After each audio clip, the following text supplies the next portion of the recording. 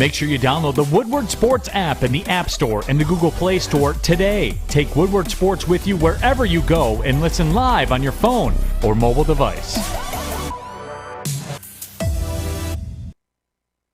Good morning, guys. Welcome to the Morning Woodward Show here on the Woodward Sports Network. Kennedy, unfortunately, out today, so me and Jeff are going to have to hold it down while she's gone. But just a quick heads up, whether you're listening to us on YouTube, the Woodward Sports app, or you're listening to Woodward Sports featured on the Roar, 93.5 FM, 99.1 FM, and 94.7 HD2. Good morning, everybody.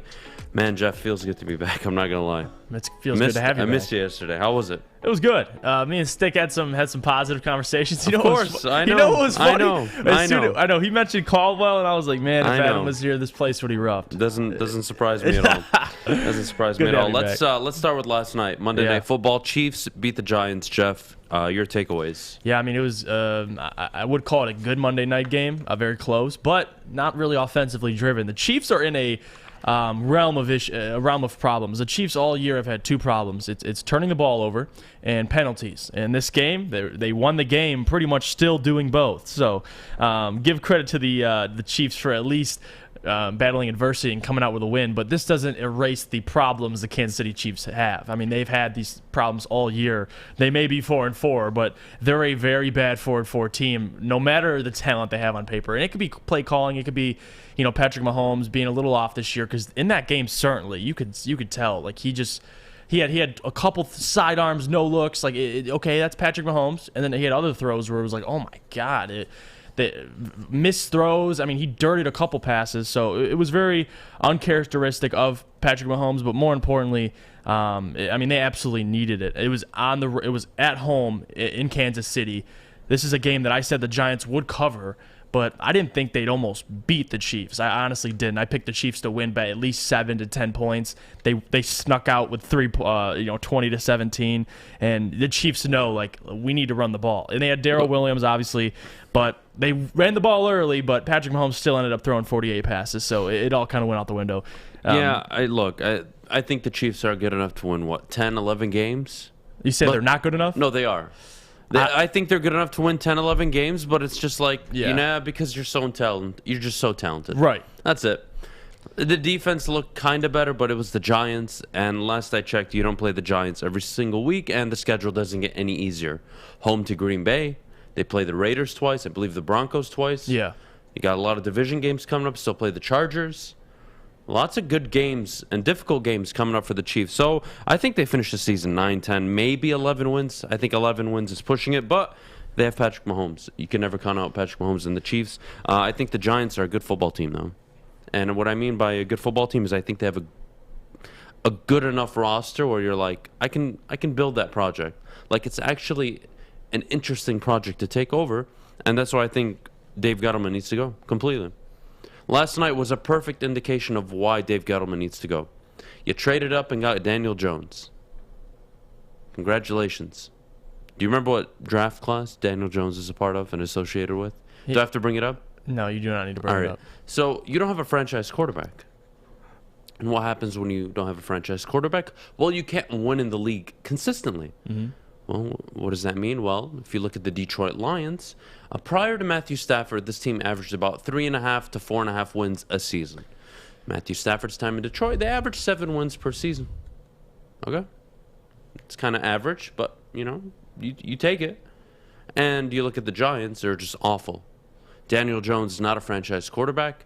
And let's be honest, I like Joe Judge. I think he does, some things, pretty good. But he's not the guy. He's not. And you just know.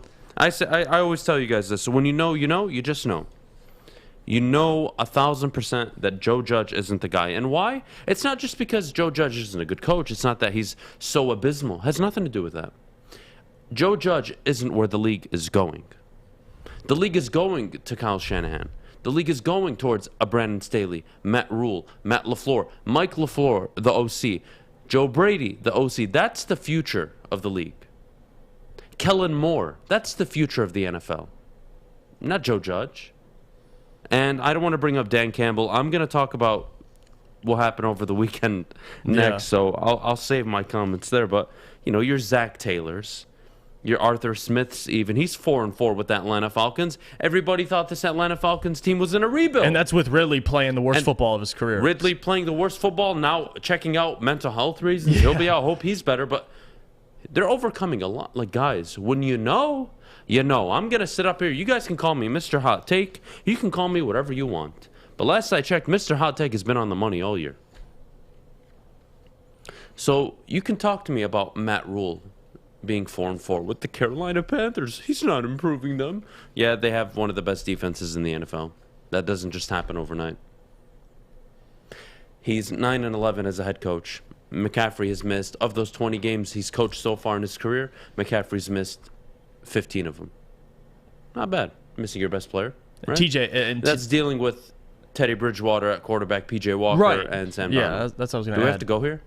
Oh, wait. In his first career 20 games, Matt Rule has won 9 games. That is more than the Detroit Lions have won in their last 40. 20 games, he's won more games than you have in your last 40. So Detroit Lions Twitter, before you want to pick a fight with me over the weekend, really think about what you're going to tell me. But back to the Monday night game. I think Gettleman's got to go. Do you think I'm off on this? I just think he's done. No, I think he's made a ton of wrong moves. I think the nail in the coffin was the Kenny Galladay signing, because you sign this guy, a dude who was known to be injury prone. Like, Kenny Galladay is a talented receiver. Can he stay on the field is the question. Gettleman knew that. Still gave him upwards of $17 million per year for a guy that hasn't even been available, and when he is available, hasn't played that well. So there's other moves that have kind of tied into this. It's the trading up for Daniel Jones. Although I would have actually been more upset if he had taken Dwayne Haskins at the time, because that was the biggest draw for the Giants. Take Dwayne Haskins, they take Daniel Jones. He hasn't been horrible, but he hasn't been the pick they'd hoped for, a franchise quarterback, if you will. So yeah, you're kind of spot on with that. Gavin Gettleman, I think we've seen enough. The minute they fired, they fired their coach, they got Joe Judge. That was the moment you knew, and they kept Dave Gettleman, that there was a time and a place. Eventually, he's going to go. Okay, look, backtrack. I'll bring up Bob Quinn. Bob Quinn, we all know what he's left this franchise and the circumstances he's partly responsible for, correct? We all know how bad of a job he did, but let's just go back early on, right? He found some guys later on in the draft. You're like, wow, okay, some things are good here. But what's the biggest mistake you can do as a GM? Not get the quarterback right, not get the head coach right. That is your job as the GM of an NFL franchise. If you fail to deliver me a quarterback and a head coach, it's very hard for me to justify why I should keep you. Now, if you deliver me one of the two, well, then I can work with you. And I can say, okay, well, you got me the franchise guy, but hey, Adam, we need to find the GM now. Or, excuse me, we need to find the head coach, because clearly this guy ain't it. Dave Gettleman has done neither. Daniel Jones is not a franchise quarterback. He's average. He's middle of the pack, slightly. He's top 25. Congratulations, New York. Yeah, right. No. You don't have the quarterback. You don't have the head coach. And I think the roster has some pieces, but again, my goodness. And you could see similar traits with Joe Judge or Dan Campbell, these guys that, he's just, at least, Joe Judge, he's special teams background. The one thing I noticed about Joe Judge, he just doesn't have a disciplined team. Every time I watch the New York Giants, especially yesterday, there's so many unsportsmanlike conducts. Guys getting into fights on the field. It's absolutely ridiculous. That's the one thing I was able to take away from the Giants yesterday was the discipline. There were so many penalties, the Elijah penalty where he got 15-yard. He ran out in the flat, caught a ball, got 15-yard gain, and then taunted a Chiefs defensive player and got the 15 yards reversed. This is something we've seen all year with the Giants. They're just not a very good disciplined team, and that goes back to that coach. You're 8 weeks in, dude. It starts at the top, man. You're 8 weeks in. The first few weeks, you get taunting penalties. I totally get it. Happens. Right. 8th week of the season, Monday Night Football. You should know better by now. You know that the moment you point in the direction of a player and say anything, they're going to throw the flag. Yeah. Especially when you're the road team. It's on Devontae. Was it Devontae Booker? Elijah Penny. Elijah. The fullback. Okay, but still, that's on coaching. That's on the individual. Yeah. As a player, but my biggest takeaway from Monday night is the Chiefs are good enough to win 9, 10, 11 games. Yeah. They'll probably lose in the first round of the playoffs. Probably wild card in and out. Goodbye. And maybe they get to the divisional round, but they're not going back, guys. I want to end it with this. Appreciate what you have every day, always. Always be very appreciative of it, because you never know when it's going to come back. What do I mean by that? Well, let's put ourselves into a Kansas City Chiefs fans' point of view. Well, we've been to 3 straight AFC championship games. We've won 2 of the last 3 AFC championship games. 2 of our last major losses have come to the GOAT, Tom Brady. AFC championship game loss, and then we got to the Super Bowl, won the Super Bowl, then we got back to the Super Bowl again and lost to the GOAT. And now we're sitting here complaining that, our team isn't good enough. Oh my goodness, all this, oh that. Well, you know what, guys? You should be very thankful. I mean, it's hard to stay at the top. You don't win every year. There's no NFL franchise that wins a Super Bowl every year or gets to a Super Bowl every year. Go look at the Patriots' 20-year run. That's probably not happening ever again. Yeah. So what do you expect? What you have is special. Enjoy it. Enjoy it. And I promise the Chiefs will probably get back to another Super Bowl in the next 5-6 years. Probably. But that's how the NFL works. You don't win it every year. The NBA, you don't win it every year. Now, of course, when you have a super team, it's easier in the NBA, but especially in the NFL. Especially in the NFL, it's so the disparity across the board. It's so clear. It's why the NFL is the greatest sport on earth. 1 game elimination. 1 game elimination, and the teams aren't always significantly better. Even the best team in the NFL, you don't see them winning by 15, 20, 30 points like you do in college. So, look, enjoy what you had in Kansas City, all right? You don't win it every year. And that's my biggest point to Lions fans. You guys talk about just wanting to win 9 games. How about in a 10-year stretch, you win 2-3 divisions, you win multiple playoff games, and maybe you got to an NFC championship game. I promise you, you would have enjoyed that decade. You don't even need to win a Super Bowl. How about you just get there? How about you just show that you're somewhat on the way? Not, we're in a rebuild. You've been in a rebuild since 1957. We got to go to break. Jeff, please tell everybody about Northwestern Tech. I'll tell you about Northwestern Tech, especially Daniel Jones, because Northwestern Tech, you can start a new career in an industry that is always essential. Anybody can start, and the heating and cooling industry is always there. So learn more today by visiting northwesterntech.edu. Hi, I'm David Hall from Hall Financial. And at Hall Financial, we treat our clients like family. And our number 1 priority is giving each of our clients 5-star service.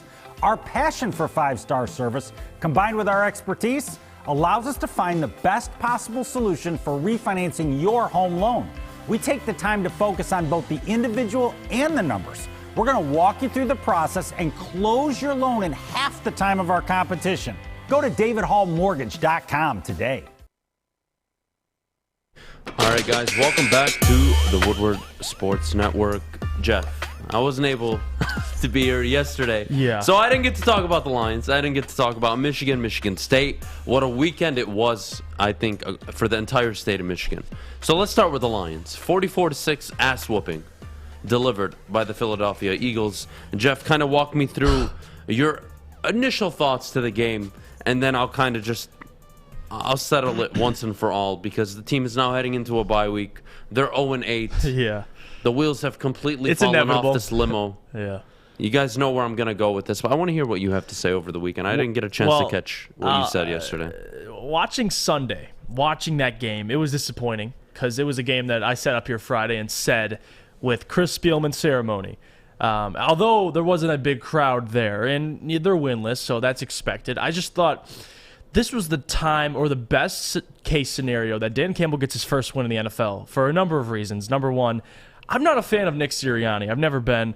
The Eagles players don't even know if they're fans of Nick Sirianni. I mean, if you want to talk about dysfunction, it's the Eagles, and we're playing them at home. Listen, I thought it was their best chance, but the Lions lost the battle in the trenches, Adam. And I mean, I talked about this yesterday. Jeff, how old are you? What? How old are you? 21. 21?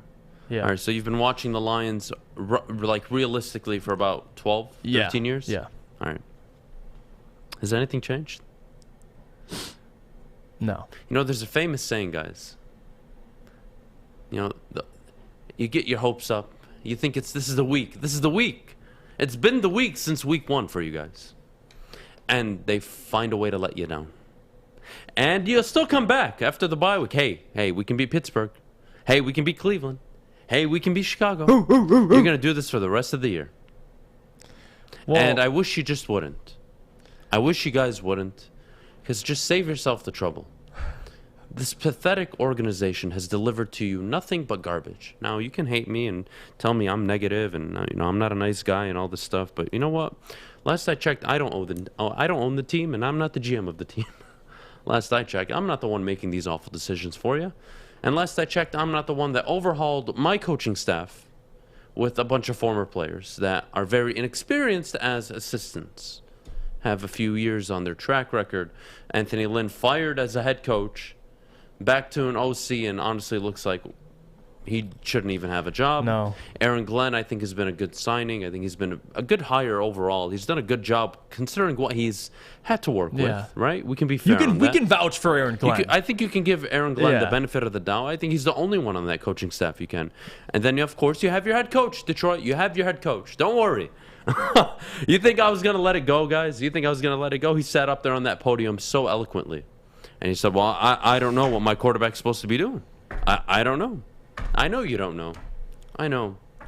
And I really don't want to be so angry and so mean this morning, because I'm sure, if you were a Michigan fan, you had the worst weekend of your life, right? The Michigan lost and then the Lions lost. That is horrible. But if you're a State fan, you're like, I mean, my team won at least, but the Lions got killed on Sunday. So, I'm kind of feeling in between. Guys, this team is awful. Team's awful. And I told you they would be awful before the year, but they're even worse than I expected. And you can blame injuries, you can blame whatever you want. But that 44-6 ass whipping that was delivered on Sunday falls down on one thing and one thing only: your ownership group. It's been the same. It's been the only constant variable for the last 57 years that you've been in a rebuild. You want to blame Jared Goff? Believe me, I think Jared Goff is trash. Yeah. Last I checked, you've had 8 weeks to figure out how to put Jared Goff in a better position to succeed, Jeff. Yes or no? You've had 8 weeks, Anthony Lynn. Yep. You've had 8 weeks, Dan Campbell. Well, I don't know what my quarterback's supposed to be doing. I know. We could tell. The league is, everyone can tell, bro. And look, Detroit, you guys, I'm like I said, I'm gonna give the guy till next Thanksgiving. I really am. But just hear me out from now. If you know you got something. It doesn't take long. There's at least something there. Guys, a perfect example. Robert Saleh, over the weekend, they go and beat the hottest team in the AFC, the Cincinnati Bengals. You know how they do it? Sits with his OC, Mike LaFleur. A young, innovative guy. And they put down some innovative schemes. Love that guy, because man. Why, Jeff? The Jets have an awful roster, especially on offense. They don't have weapons. They don't have a TJ Hawkinson. They don't have a DeAndre Swift, let alone. But schematically. But you know what they do? Schematically, they put their players in a position to succeed. Spot on. They put their players in a position to succeed, something you don't see Dan Campbell and this coaching staff doing now. Guys, you know what? Same old Lions crap, whatever you want to call it. That you can blame Quinn and Patricia all you want. The facts are, this coaching staff in a rebuild is not giving you anything. This is looking like Hugh Jackson, Freddie Kitchen stuff, guys. And he'll be around for the next few years and, paying for the mistakes of the past, guys. You can say all you want about the past. I promise you I can bring in any of these current young coaches, first-time head coaches, and they would at least give you something. Not just a half, not just a quarter. They would give you a game. 44-6. I wish to the Philadelphia Eagles. To the Philadelphia Eagles that can't run the ball. They ran all over you. A team that turns the ball over, didn't turn the ball over. A team that couldn't stop anybody on defense. Shut you down for 6 points. They scored more points defensively than you scored on offense. And their players aren't even bought in. They don't even know. Well. I don't know, guys. I don't know. You guys can talk all you want. I will say this though. I wish Dan would bring I get Robert Saleh. He's not an offensive play caller, Robert Saleh, but the guy understands that he's self-aware. He brings in a guy like Mike LaFleur who can run his offense for him. And look what they're doing with Mike White, 400 yards. I mean, it's ridiculous. We bring in, and I get Dan Campbell, not a play caller as well, but you're hiring a guy like Anthony Lynn, who, I mean, yes, with the Chargers offensively, they looked great. Guess what? They have Justin Herbert and Austin Eckler in the backfield. Like, there's certain scenarios where it's just how things work out. Detroit, please hear me out. They missed. And I'm going to say this in the most respectful way I can. I'm not sitting up here looking in the camera directly at you and saying, same old Lions, same old Lions. I'm not doing that. Believe me. Hear me out. I'm not. What I'm telling you is that you've been like this for the longest time now. I don't want this for you. I don't. I want nothing more for this franchise to turn into a respectable, stable franchise that allows for success over a long period of time. That's all I'm asking for. That's all I hope for all of you.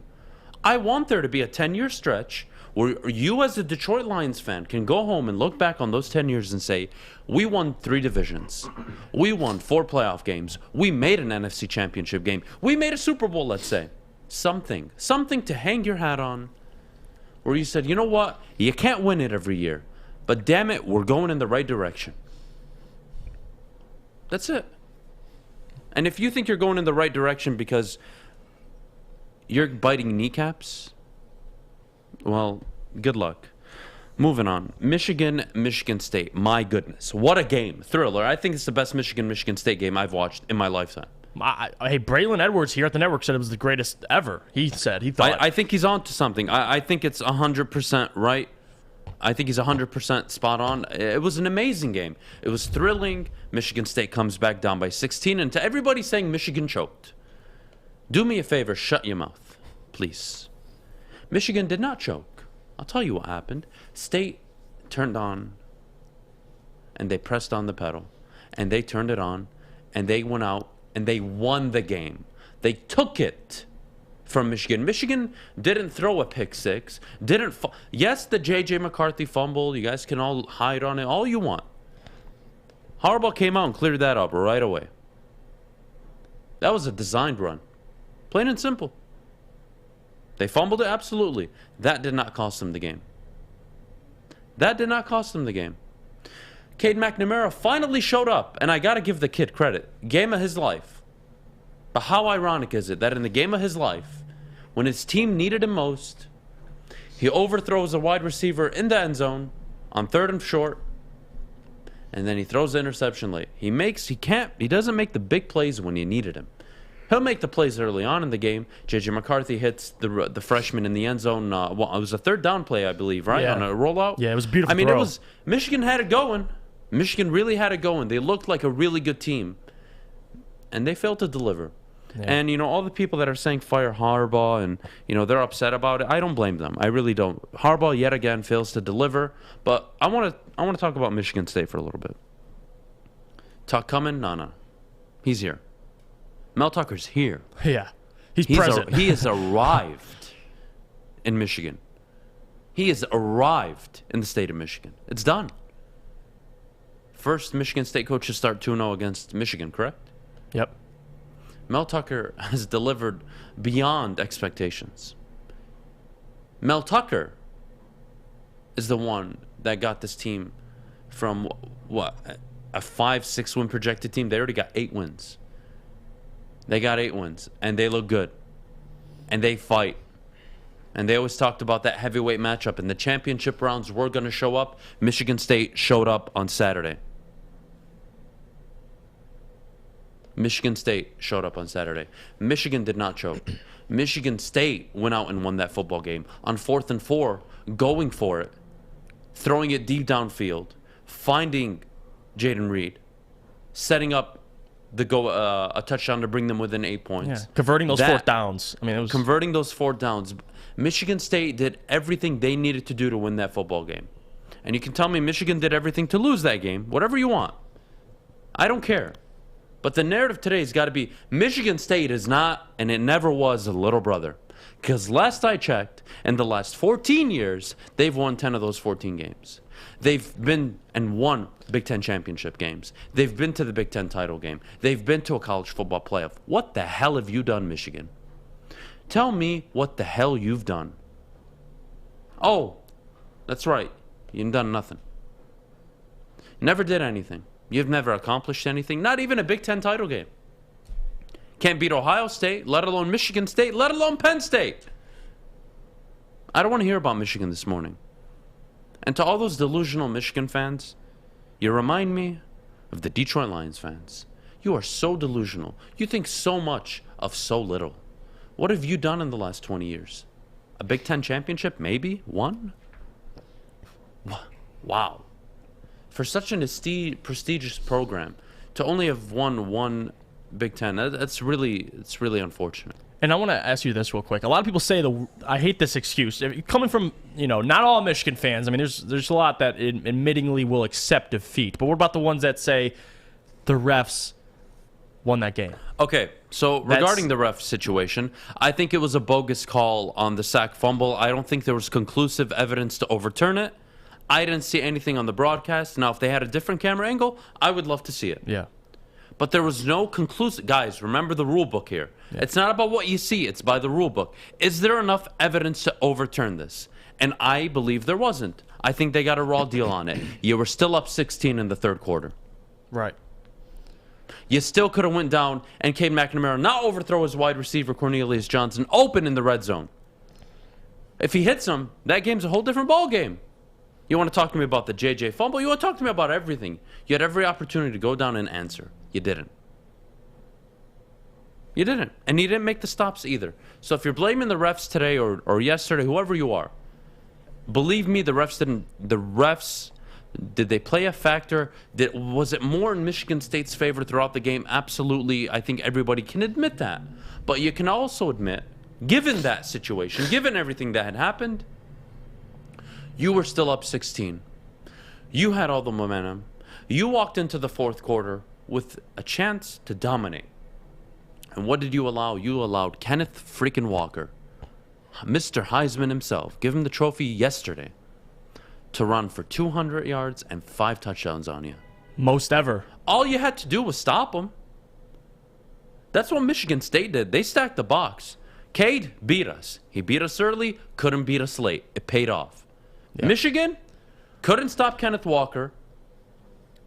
Couldn't stop anything, really. It's really unfortunate. Really is. It really, really is. Yeah, it is. So that's my takeaway from the weekend. I really thought Michigan State won that football game. I'm tired of the narrative. Braylon, Ryan, whoever it is, all you Michigan fans, and I can say this because I'm a neutral, so I don't really have a dog in any horse or race, whatever the saying is. Dog in any fight. I don't have a dog in this fight. Yeah. But shut the hell up. All you Michigan fans, shut the hell up. What have you done recently?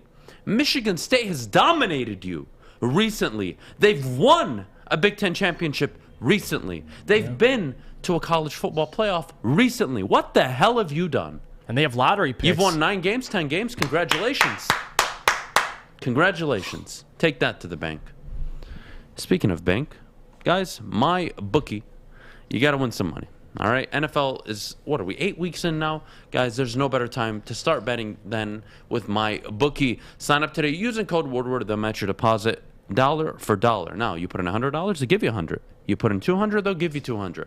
Bet from anywhere, anytime using my bookie, guys. Thursday night football, but hey, if you don't want to wait till Thursday, sign up today. Pistons and Red Wings play tonight. You want to take the Red Wings on the upset? You want to take the Wings on the upset? Be my guest. Put those two together. That's a nice parlay. It'll probably be, plus 400, plus 500 odds. Depends on the odds. I like it. I like it. You're a Detroit sports guy. You want to put your money on Detroit sports. Tonight's the night. Pistons play the Bucks, I believe, and the Red Wings play the Canadians. Now's a better time. Again, using my bookie, you can bet from anywhere, anytime. But please, if you have a gambling problem, call the Gambling Problem Hotline at 1-800-270-7117. Fellas, football season is here. It's time to make your grooming experience easy like Sunday morning. Get to Lady Jane's Haircuts for Men. Walk in, relax, watch your favorite team play, and before you know it, your hair will be game ready. Get to Lady Jane's, open 10 to 8, 7 days a week. Walk in anytime. It's wicked awesome. Make sure you download the Woodward Sports app in the App Store and the Google Play Store today. Take Woodward Sports with you wherever you go and listen live on your phone or mobile device. All right, guys, welcome back to the Woodward Sports Network morning show. Jeff, I got a question for you, bud. I've been talking about it all season long. Yep. And I think coming off the Michigan State game, I think you have to be honest with yourselves now. The season's not completely lost, but do you really think this Michigan football team can beat a Penn State or an Ohio State, given they couldn't even beat Michigan State? And I'm not saying that in a demeaning way, State fans, but, you know, from a Michigan point of view, hey, we can't even beat State. How do we really expect to win these other two games? Do you move on from Cade McNamara and you bring in the freshman, you try to see what you have going into next year? Jeff, is it time to move on from Cade? I know he just played the game of his life. Yeah. But I have a 7-game sample size of what he is and a 1-game sample size of what he could be. I'm going to rely on the 7-game sample size. I think Michigan already kind of, I don't want to say it's too late, but they didn't start him against Michigan State. They left Cade in, which I understand. He had a game of his life. And they play Indiana this week.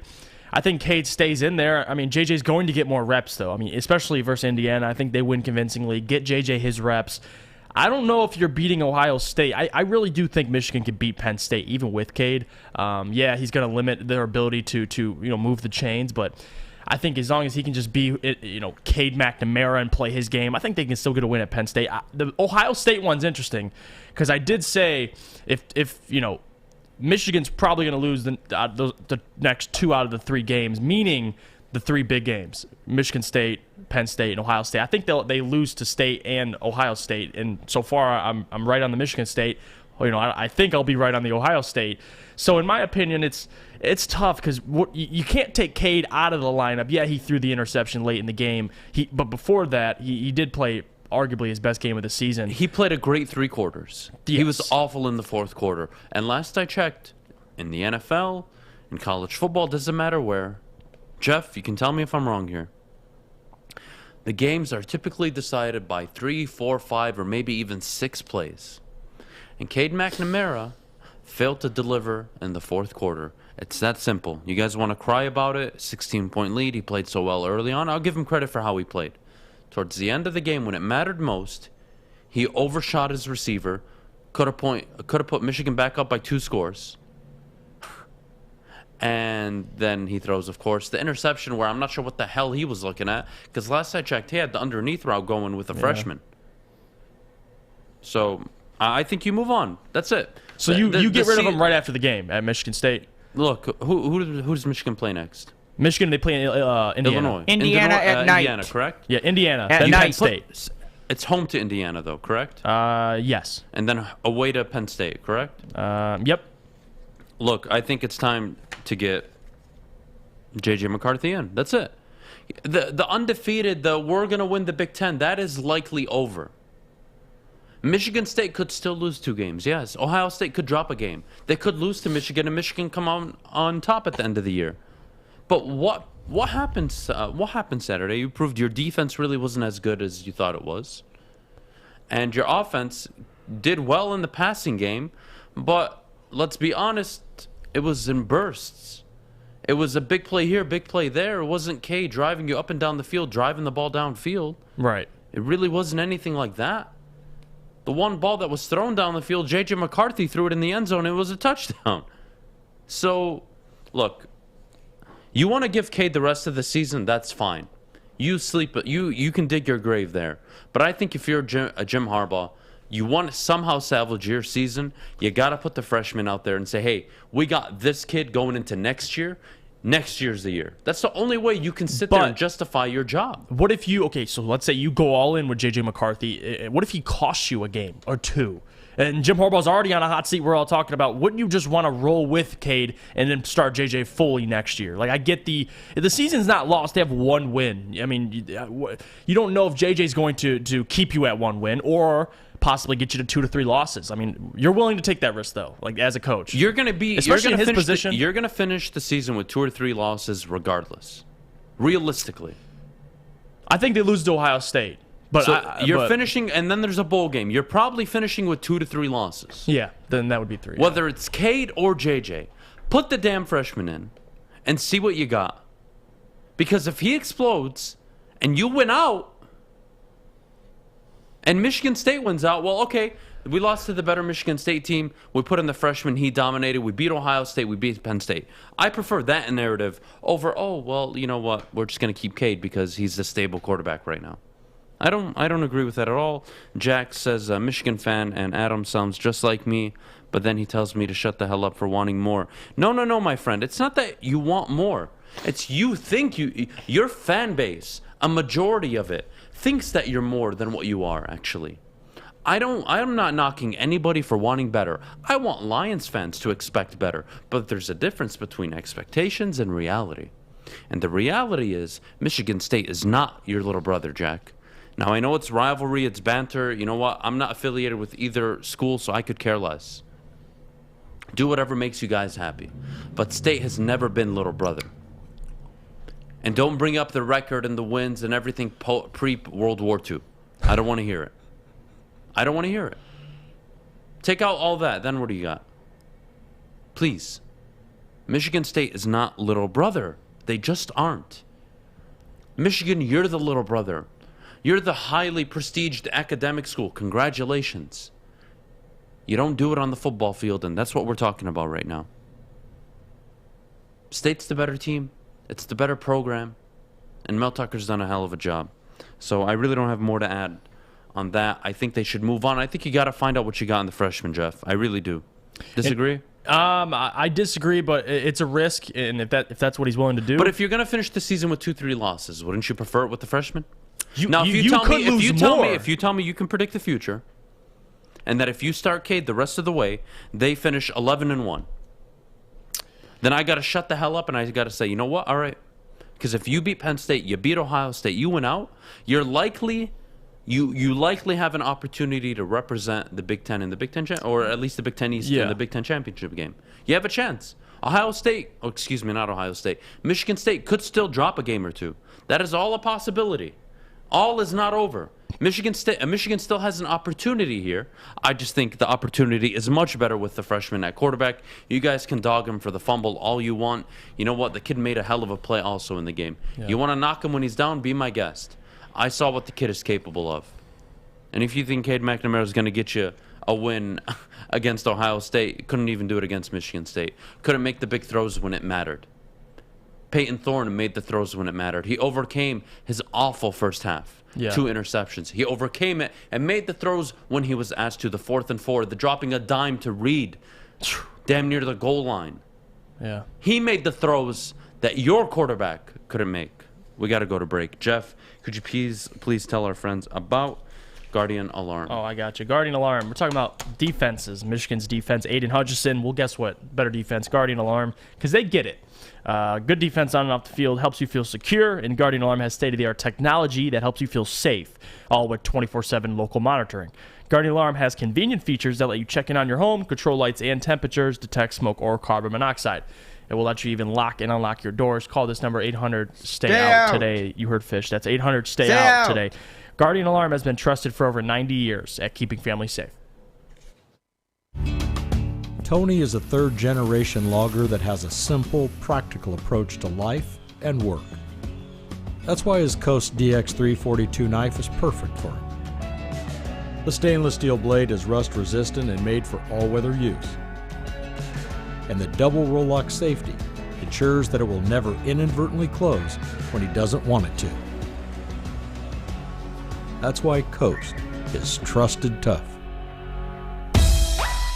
Welcome back to the Morning Woodward Show here on the Woodward Sports Network. Everybody, thanks for joining us.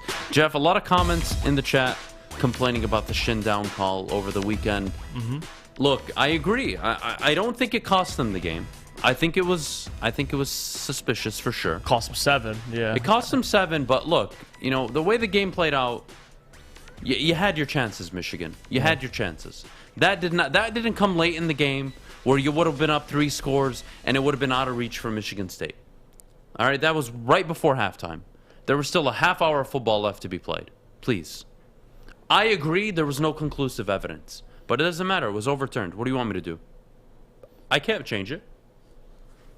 I can tell you what I saw. I saw that part of the shin was down, yes, but last I checked, there was nothing conclusive saying that when the shin was down, the ball was secure. I didn't see any angle. And if there is one, guys, please tweet me. Tweet me an angle where the ball is in control in Thorne's hand and his shin is down. Just show me the camera shot. Believe me, I'll come up here and I'll say, well, shut the hell up, Michigan fans. Believe me. But I don't think it was conclusive. But moving on, big news in the NFL yesterday.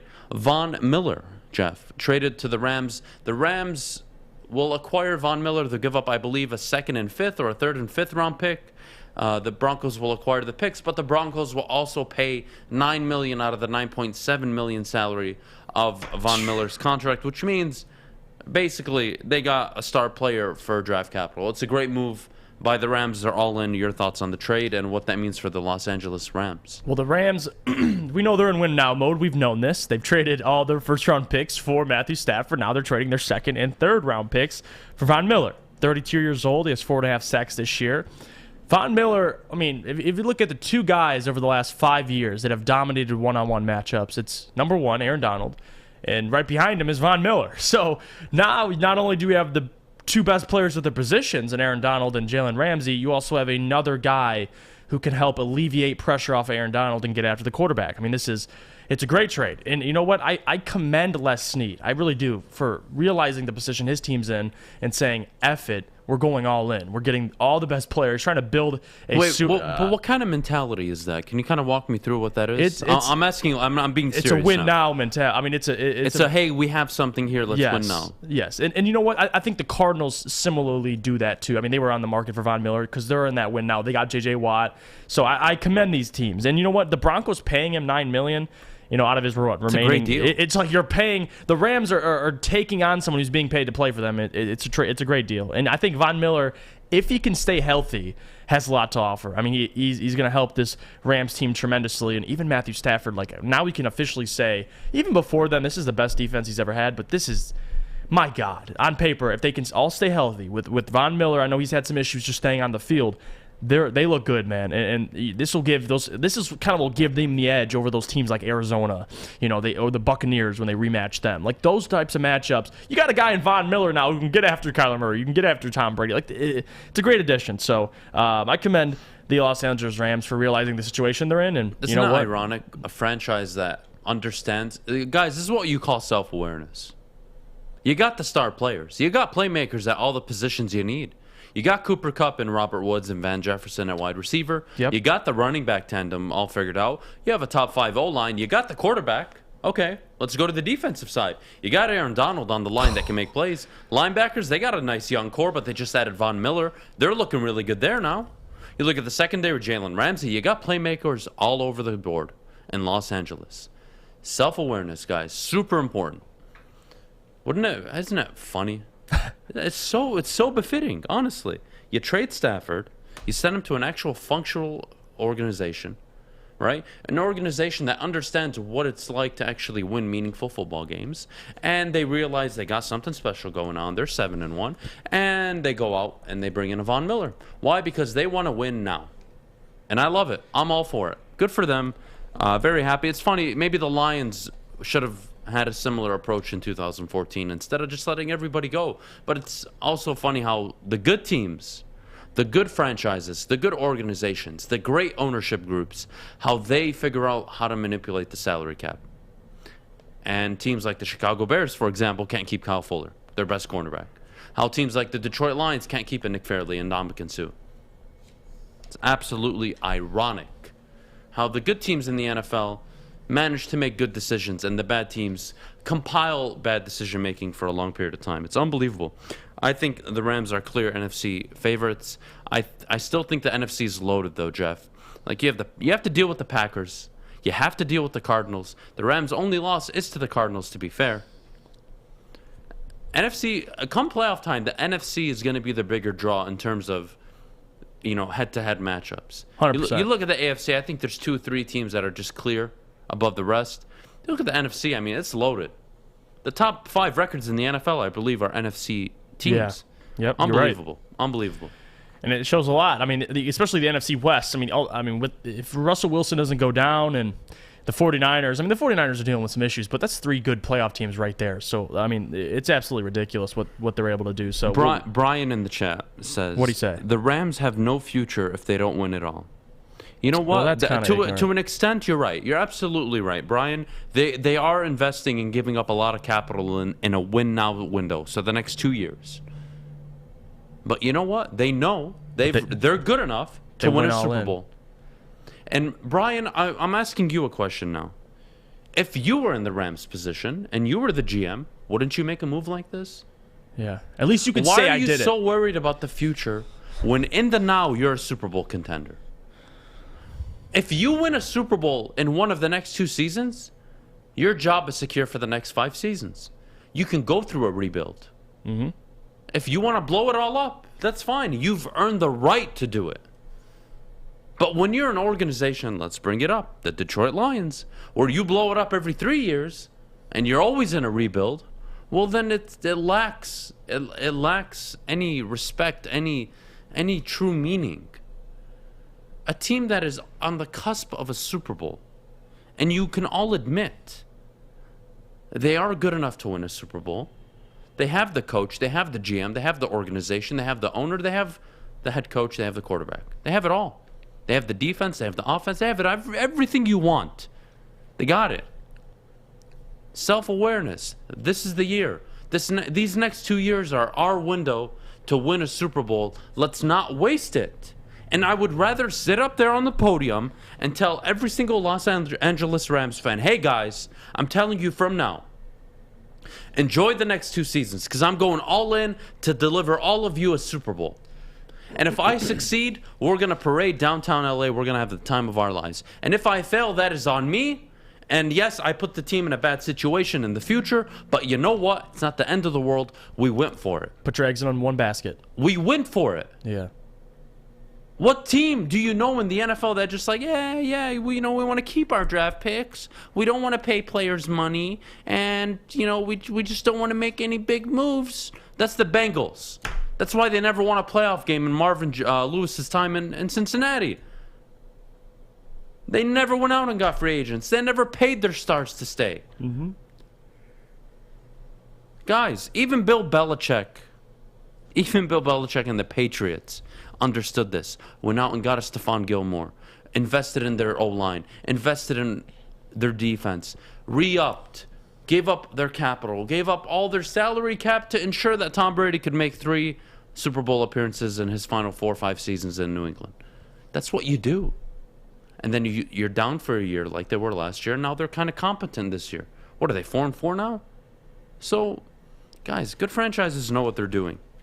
That's it, plain and simple. I'm not going to knock them for it. Overall, big picture, though. I have one question for you, Jeff, before we have to go. Are you concerned now that the Rams are under more pressure than they were going into the year?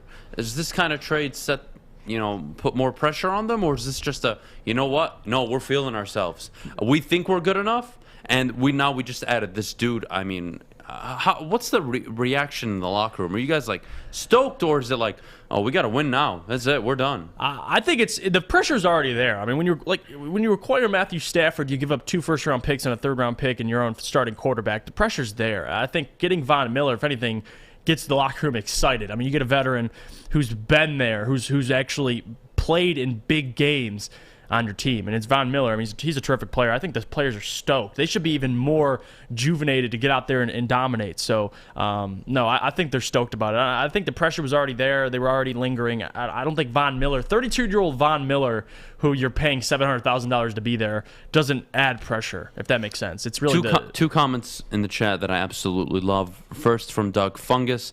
Are you saying that Sheila Ford Hamp isn't a great manager? Are you saying winning the birth lottery isn't enough on her resume? Absolutely. Brian followed up to my question. I've seen a lot of great teams that gave up everything in draft picks to try to win it all, but they didn't, and it set the franchise back for years. Brian, you're absolutely correct. But answer my question. Would you do it? And the answer is, if you believed you could win a Super Bowl in the next year or two, you would do it. And if you didn't, why the hell are you a GM in the NFL? Last I checked, you're a GM in the NFL to deliver Super Bowls. That's it. And you're a head coach to win Super Bowls. You're a quarterback to win. You play to win, right? You play to accomplish the most important team goal ever, which is to win a Super Bowl. And as a GM, like a Les Snead, who is one of the best GMs in the NFL, I trust him to deliver a Super Bowl appearance on top of getting me through tough times if we don't deliver. And let's say it's just all on expectations, Brian. It really is. You got to go for it. And I'm not going to sit here and dog the Rams 2-3 years from now when they're, maybe a potentially 4 or 5 win team. All their stars are gone or retired, or they have to trade them and they're loading up on draft capital. This is the cycle, guys. The Brady-Belichick 20-year run is just never going to happen again. No. So here's how it works. You got a 7 to 8 year window. You're great. You're very good to great. If you win one, great. And then you go into 2-3 years into a rebuild, and then you try to get back to being good. Or you're like the Steelers, the Ravens, where you're kind of always almost there, but you're very good, and then you're kind of average and very good. You can do this, guys. The Rams are capable of it. And look, I gotta say, I'm happy for Stafford. Having an MVP type season, looking good. It just shows, it goes to show what could have been if you had surrounded him with the right GM, the right front office, the right ownership group, the right head coach. He never had a Sean McVay. He never had a Les Snead. But we'll see how the season plays out. We do got to head to break. When we get back, though, we got to talk about Jim Harbaugh and his job status at Michigan. I think people are being a bit dramatic on Twitter over the weekend. Although I am one of the people in the camp of if he lost to stay, he should have lost his job already. I think we need to just take a step back, everybody, and have a conversation about it. We'll do that next here on the Morning Woodward Show. But, Jeff, before we go, could you please tell us about our new friends at the Fowling Warehouse? Yeah, listen, Fowling Warehouse in Hamtramck, home of the original football bowling pin game called Fowling. First, you host your own corporate party. You show up with your friends. You bring your lovely lady out. It does not matter. 2 ways to play. $10 unlimited open play. Stay the whole time we are open that day, or a private lane reservation for $120 for up to 10 people for 2 hours. We have over 100 beers, $2 mystery beer machine, and multiple full bars. This place is awesome. I mean, you bring your friends. It does not matter. You have a party over there. You're celebrating. Come on, get your foul on. Check it out at FowlingWarehouse.com. I'm looking to bring on another HVAC tech right now. We are recruiting 5 to 10 techs a month. We're looking to grow and expand. Every new tech we hire is from Northwestern Tech. The hands-on training is fantastic. They're always my first call. We love hiring Northwestern Tech grads. They come out trained and ready to work. Our program is only 10.5 months, and our next classes are starting soon. So why wait? I'm looking to hire a graduate of Northwestern Tech. Northwestern Tech. Northwestern Tech. All right, guys, welcome back to the Morning Woodward Show here on the Woodward Sports Network. You asked for it. I'm going to give it to you. You want me to talk about Deshaun Watson? I'm going to do it because, damn it, you guys won't shut up in the chat about it. First of all, Deshaun Watson, I agree, Funky does have a no-trade clause. What does that mean? There's no way in hell he's coming to Detroit. So, Lions fans, give that up. He's not coming here. Yep. Whether you want him or not, I don't care. I could care less. He ain't coming here. So, get over it. Deshaun Watson is not coming to Detroit. He has not voluntarily given up his career to come to Detroit. Why would he do that? He just saw Stafford waste 12 years, go to LA, and now looks like an MVP candidate. Stafford's never looked like an MVP candidate. He sees what Jared Goff's working with. And now look at Jared Goff. The guy's not getting a second contract in the NFL. I mean, guys, stop this. Stop this nonsense. Please, please, please. My goodness. And to everybody in the chat saying that, Stafford may not even win his own division. Kurt Warner's a greater quarterback than Stafford. Okay, guys, you can play this game now. We're only 8 games into the season. They're 7-1. We'll forget that they're 7-1. I'll play the game with you. We'll just say that they're whatever. It's fine. It's fine. I'll leave it on you guys. They're not even going to win their own division. Last I checked, their division has 4 of the best teams in the NFL. Mm-hmm. Rams, Cardinals, Seahawks. Granted, Russell Wilson's hurt right now, and of course the Niners, who are well coached. That's never an easy matchup. Mm-hmm. So, yes, if they don't win their division and they finish 13-4, are you going to kill them? When's the last time the Lions went 13-4? When's the last time the Lions won 12 games? So do yourselves a favor and just shove a sock down your mouth and just shut the hell up for the rest of the season and let the season play out. Because I promise you, Detroit, I promise you, you're not going to be happy at the end of the season with the result out in LA. But let's move on. Jim Harbaugh under pressure at Michigan after the Michigan State loss over the weekend. Jeff, you know how I feel about Jim Harbaugh. Yeah. You know how I believe that he has brought Michigan to back where they always were. They were always a 9-10 win program that could never win the big games. This is Michigan. Now, his expectation, and I think what we all thought of him was, you were going to win the big games and deliver Big Ten championships, deliver a national championship appearance, potentially college football playoff appearance now. That has not been the case. And now that we're 7 years on, he's still losing all the big games. Should he continue on now, going forward, or at the end of the season with Michigan?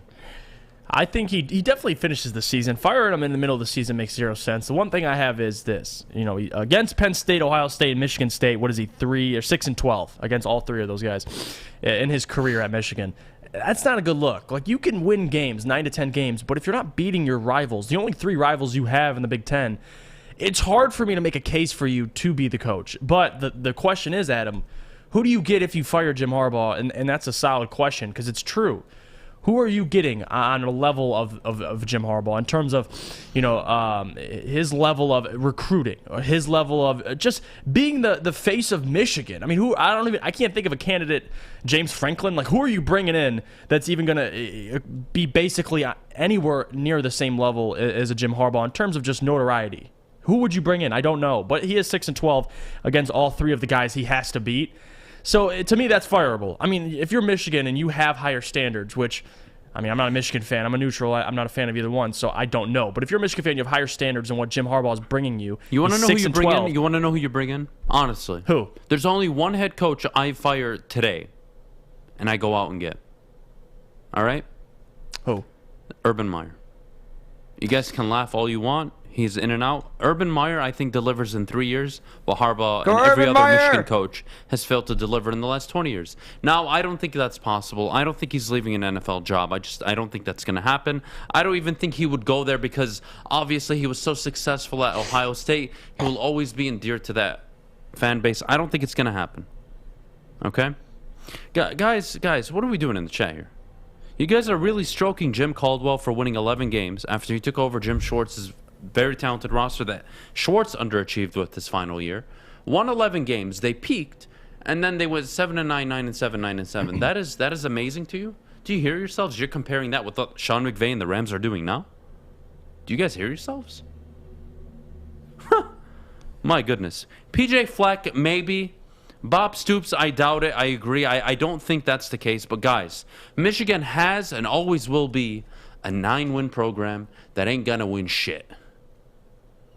They never deliver in the big games. I'm sorry I swore fish. You can get mad at me, but I had to say it, man. Michigan has always been like this. They're like the Dallas Cowboys. They'll get your hopes up. They'll make you feel good. And when it comes down to win the big game at the end of the year, they choke. And they don't win. And that's Michigan football. That's just Michigan football, guys. I don't know what coach is out there that comes in, recruits better than Jim Harbaugh can right now. But I don't know. It's very difficult, guys. It's very difficult. It's very difficult. Was it Caldwell Love yesterday on the show? Was it? Damn it, Jeff, you were here.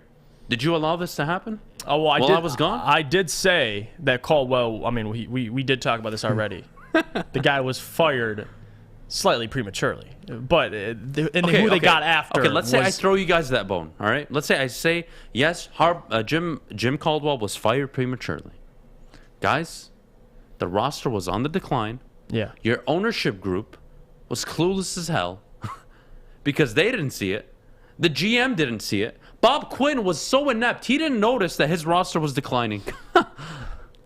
He fires the coach that, let's be honest, kind of kept things better than what they were, but at the same time, he wasn't a great head coach. He was nothing special.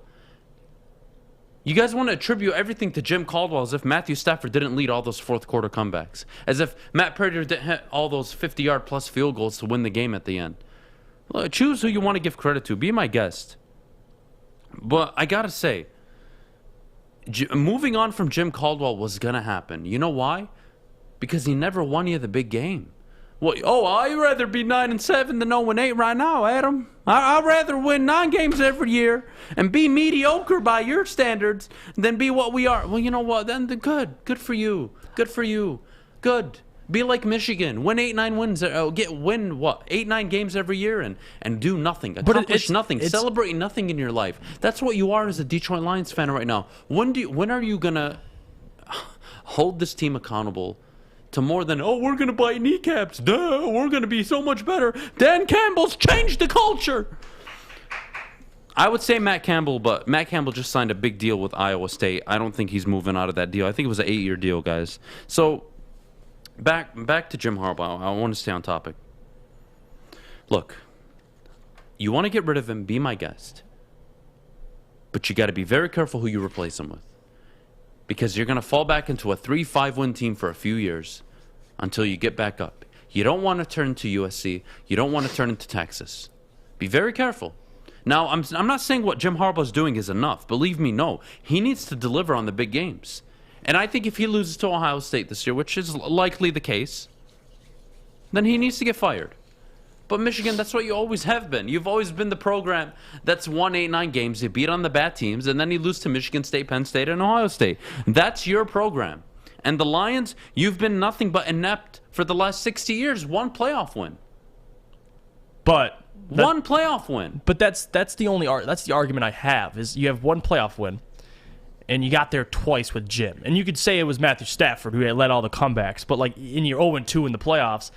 But the point of it is, you got to the playoffs twice. You've only been there 3 times in the last 30 years. Guys, Jim Caldwell took you to the playoffs twice. He had no balls to go for it in Dallas territory the first time. You want to talk about the PI call all you want. That team got the football back with 5 minutes left. They didn't recover. Why? Because their coach didn't recover from it. Okay? Their quarterback didn't lead them down the field. Stafford accountable for that, 100%. You had the ball back. The PI call was not the PI call that happened in New Orleans. Give me a break. It was a bogus call, I agree.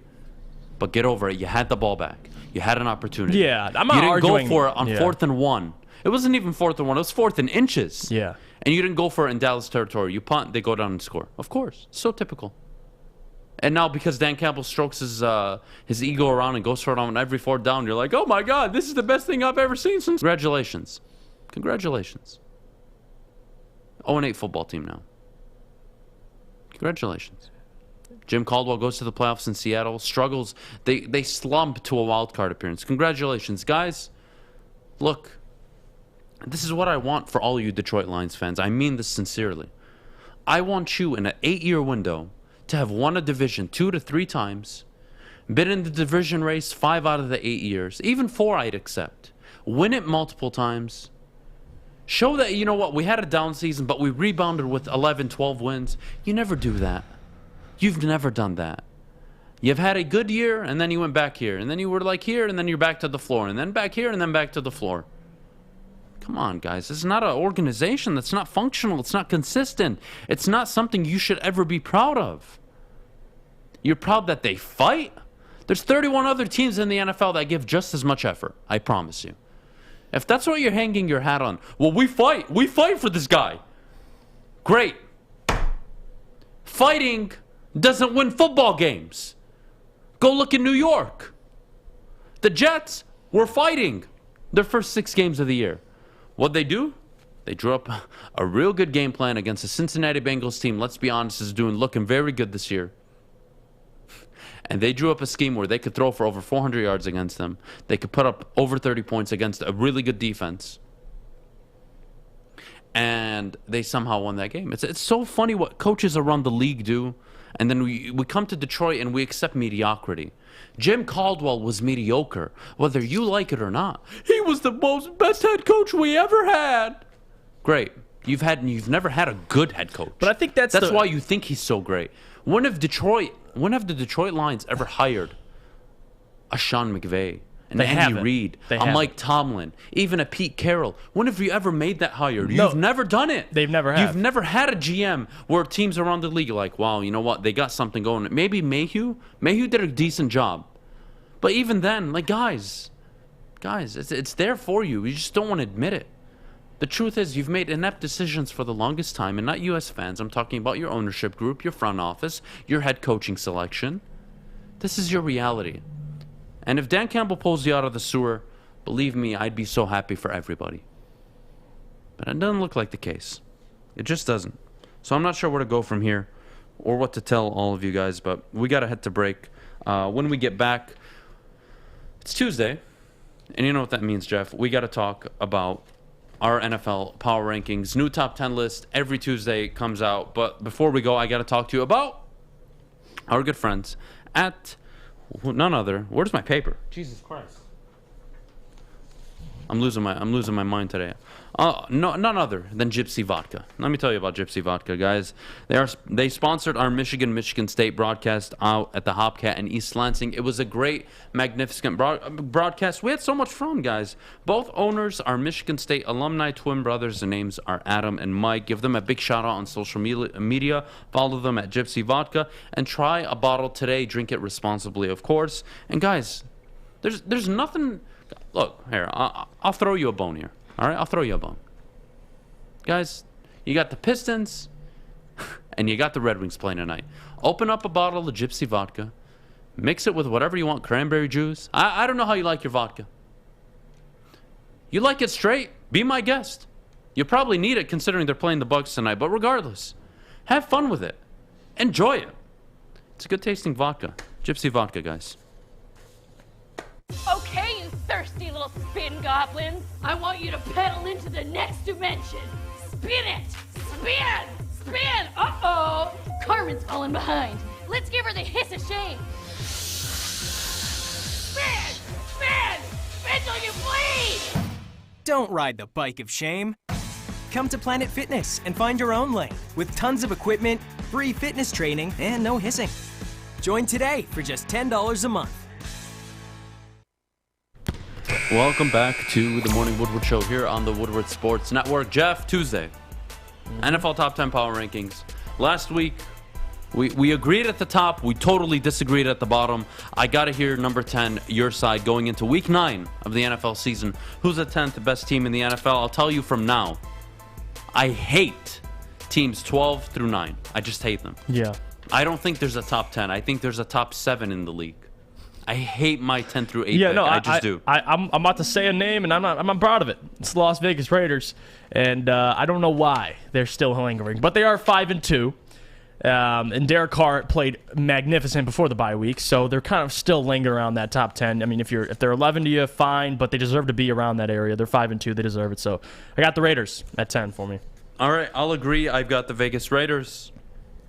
I don't think much of them right now. No. I think they're on a high with this new coach. I think as the season goes on, they're probably going to finish with 8-9 wins. Yep. I just think they're going to be middle of the pack, 8-9, 9-8. I just think they fall off. Darren Waller's hurt. We're not sure when he comes back. Mm-hmm. The run game's not going. Josh Jacobs in and out of the lineup, inconsistent. Yeah. The offensive line doesn't look all that great. I don't see it with Las Vegas. Although I like Derek Carr, I just don't see it. I think they finish with 8-9 wins. They struggle for the remainder of the year. This may be the last time they're in my top 10, but it just goes to show you I'm not that confident in the other teams around the league. Right. Number 9, Jeff. I have the Baltimore Ravens. They're in there, obviously, after they had the win versus the Chargers, which was huge. And I'm actually curious, we'll get to it, where you have the Chargers. They're not in your top 10, right? Okay. All right, respectfully. Because I know Why should they? They just lost to Bill Belichick. Yeah. And the New England Patriots. They're outside and they're coming off a bye week. They're 11 or 12 for me. I'm not going to disrespect them. I was just teasing you because I know you love your Justin Herbert. I love Brandon. Guys, and Brandon Staley. It's so funny how we react sometimes as fans. Like, people were calling me out for Matt Rule starting 3-0, and I gave him credit. And then he was 3-4. Well, what about now? Right? I could have the reactionary mindset. Yeah. Well, he won. He won on the road. He just want to get another 4-4. That's without his best player. That's without his star quarterback going down. 100%. Like, guys, get over yourselves. This is a long-term game. And long-term tells you that Matt Rule will find success in Carolina, that Brandon Staley will find success in Los Angeles. Long-term has always worked out. You can be reactionary all you want. Number 8, I've got the Cincinnati Bengals. They fell for me. They have to fall. Bad loss to the Jets. I got to keep them in the top 10, though. I like them. Who do you have as 9, then? the Cincinnati Bengals. Oh, you said 8. Sorry. Oh, I was I'm like, sorry. wait, did you skip over 9? Excuse me. Oh, yeah, okay. Number 9, the Cincinnati Okay. Bengals. So they have to fall on my list. I believe I had them at 6 or 7 last week. So they're going to fall to 9 this week. A bad loss, but hey, not the end of the world. But Zach Taylor, I told you, narrative, man. Narrative matters. He won the games he was not supposed to win, but like you needed to win to get that trust in the locker room, and then he threw it away against the Jets. Unfortunate, but they're 5-3. They'll be just fine. The AFC's loaded. And number 8 now. Actually, I'm not proud. I have the Bengals at 8, but this is my reasoning. They just lost to Mike White. He dropped 400 yards on him, and they took the L. But they also did obliterate my 9 team, the Baltimore Ravens. So I had to give them the edge just by a slight. I mean, if you had voter numbers, this would be very close. The Ravens might even take the spot. So it doesn't matter to me. 8 or 9, 9 or 8. I got the Bengals at 8, and then the Ravens at 9, Raiders at 10. So Bengals fall at 8 for me. All right, no problem. Number 8, I've got one of the best defenses in the NFL, one of the best coaching staffs. Sean Payton and the New Orleans Saints doing a hell of a job overcoming everything. Overcoming Jameis going down. No Michael Thomas for the whole season so far. Kamara a little shaky to start the season. Now they bring in Mark Ingram. They really run the ball really well. I love the New Orleans defense. They're number 8 in my power rankings this week, Jeff. You know what? I respect that. I respect you going the extra step for the Saints. They played well. I mean, if anything, are they in your top 10? They're outside of my top 10, like 11. Really? Yeah. Like how the hell do you have them on your top 10? Because they have the same record as the Raiders, the Ravens, and the Bengals just lost their game. So it's tough. Like if I'm making an argument, I would take all those teams over the Saints. But that's me. Trevor Siemian, you do your thing. All right, Seaman, however you say your name. But number 7, I have the Tennessee Titans because, listen, they lost Derrick Henry. Don't know how long they're going to stay up in the top 10. They might even lose their next 4 or 5 games. But I will say this. Saints at 7, and I'm like proud to have them there. I think they're a really good football team. Top 3 defense in the NFL. That can't go unnoticed. And I think with Taysom Hill, I think they're going to be just fine. I disagree. I think I know. I don't think they'll be fine with Taysom Hill. I think the defense, you can give praise to the defense, but your defense isn't going to put you in top 10 or a top 5. What do you have them 7 overall as a team? Like 7. I don't agree with that. But defense playing out of their minds. I think okay. So here, I'll give you this. All right, I'll throw you this. If you told me that the Saints were playing the Bengals next week, I would take the Saints. If you told me they were playing the Raiders, I would take the Saints. And if you told me they were playing the Chargers, it'd be a coin toss. But I'd probably take the Saints because I trust their defense. So I got the Saints at 7. Who you got at 6, bud? 6 would be the Tampa Bay Buccaneers. They fall to 6 for me. They lose to the Saints, your top 7 team. And you listen, Trevor Siemian had a great game, played his ass off, but at the end of the day, it's a tough loss, and you drop in that case. So the Tampa Bay Buccaneers, they fall to 6. They'll be back up in the top 3 by the end of the year. They're a good football team, Super Bowl champions. But as of right now, after that I don't mean loss, to interrupt the segment, but I'm seeing things in the chat. And guys, Jeff, I want your take, and we'll go back to it because I got to give my number 6 team. Robert Saleh and the Jets. Yep. Now, look, it's way too early. Whatever you guys want to tell me, that's fine. But I'm just saying, compare the Jets roster to the Lions. Don't tell me that the Jets don't have as bad of a roster. Don't sit here and lie to yourself. Do they have DeAndre Swift? Do they have TJ Hawkinson? Do they have the offensive line you have? No, the hell they don't. Yeah. They're playing with a backup quarterback, and their defense is atrocious. I don't want to hear it, guys. I don't. Stop with the excuses. Now, would I sit up here and say you should feel better if you were 2-6? No, it's not the point. The point is at least I'm getting something out of my coach and his coaching staff. Number 6. You said you got the Tampa Bay Buccaneers. Yeah. All right. Bucks are 1 spot higher for me. They're number 5. Number 6, the Baltimore Ravens. They're coming off a bye week. I'm not going to drop them. I moved them up 1 spot. They were 7 last week for me. They moved up a spot. I like Baltimore at 7. Okay. I think they're a good team. Hopefully they get a little bit healthier as the season goes on. But Lamar Jackson, I'm not going to sleep on him. Not going to sleep on John Harbaugh.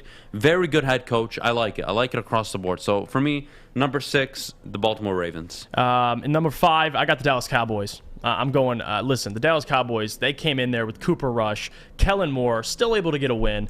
I mean, listen, when they get Dak Prescott back, this team is for real because they have a defense now. They have Dan Quinn. Excuse me, Tampa Bay was 5 on my list. Okay, so correction, Baltimore was 6. Okay. Yeah, my bad. So I still have Dallas at 5. I think, honestly, Dallas is as much as you can say about the past and what they've done and the chokings they've done in the postseason. I think this year Dallas Cowboys, man, like I'm going to give them the respect, at least for the regular season. I don't know what they're going to do postseason, but as a top 10 team, offensively, they're there.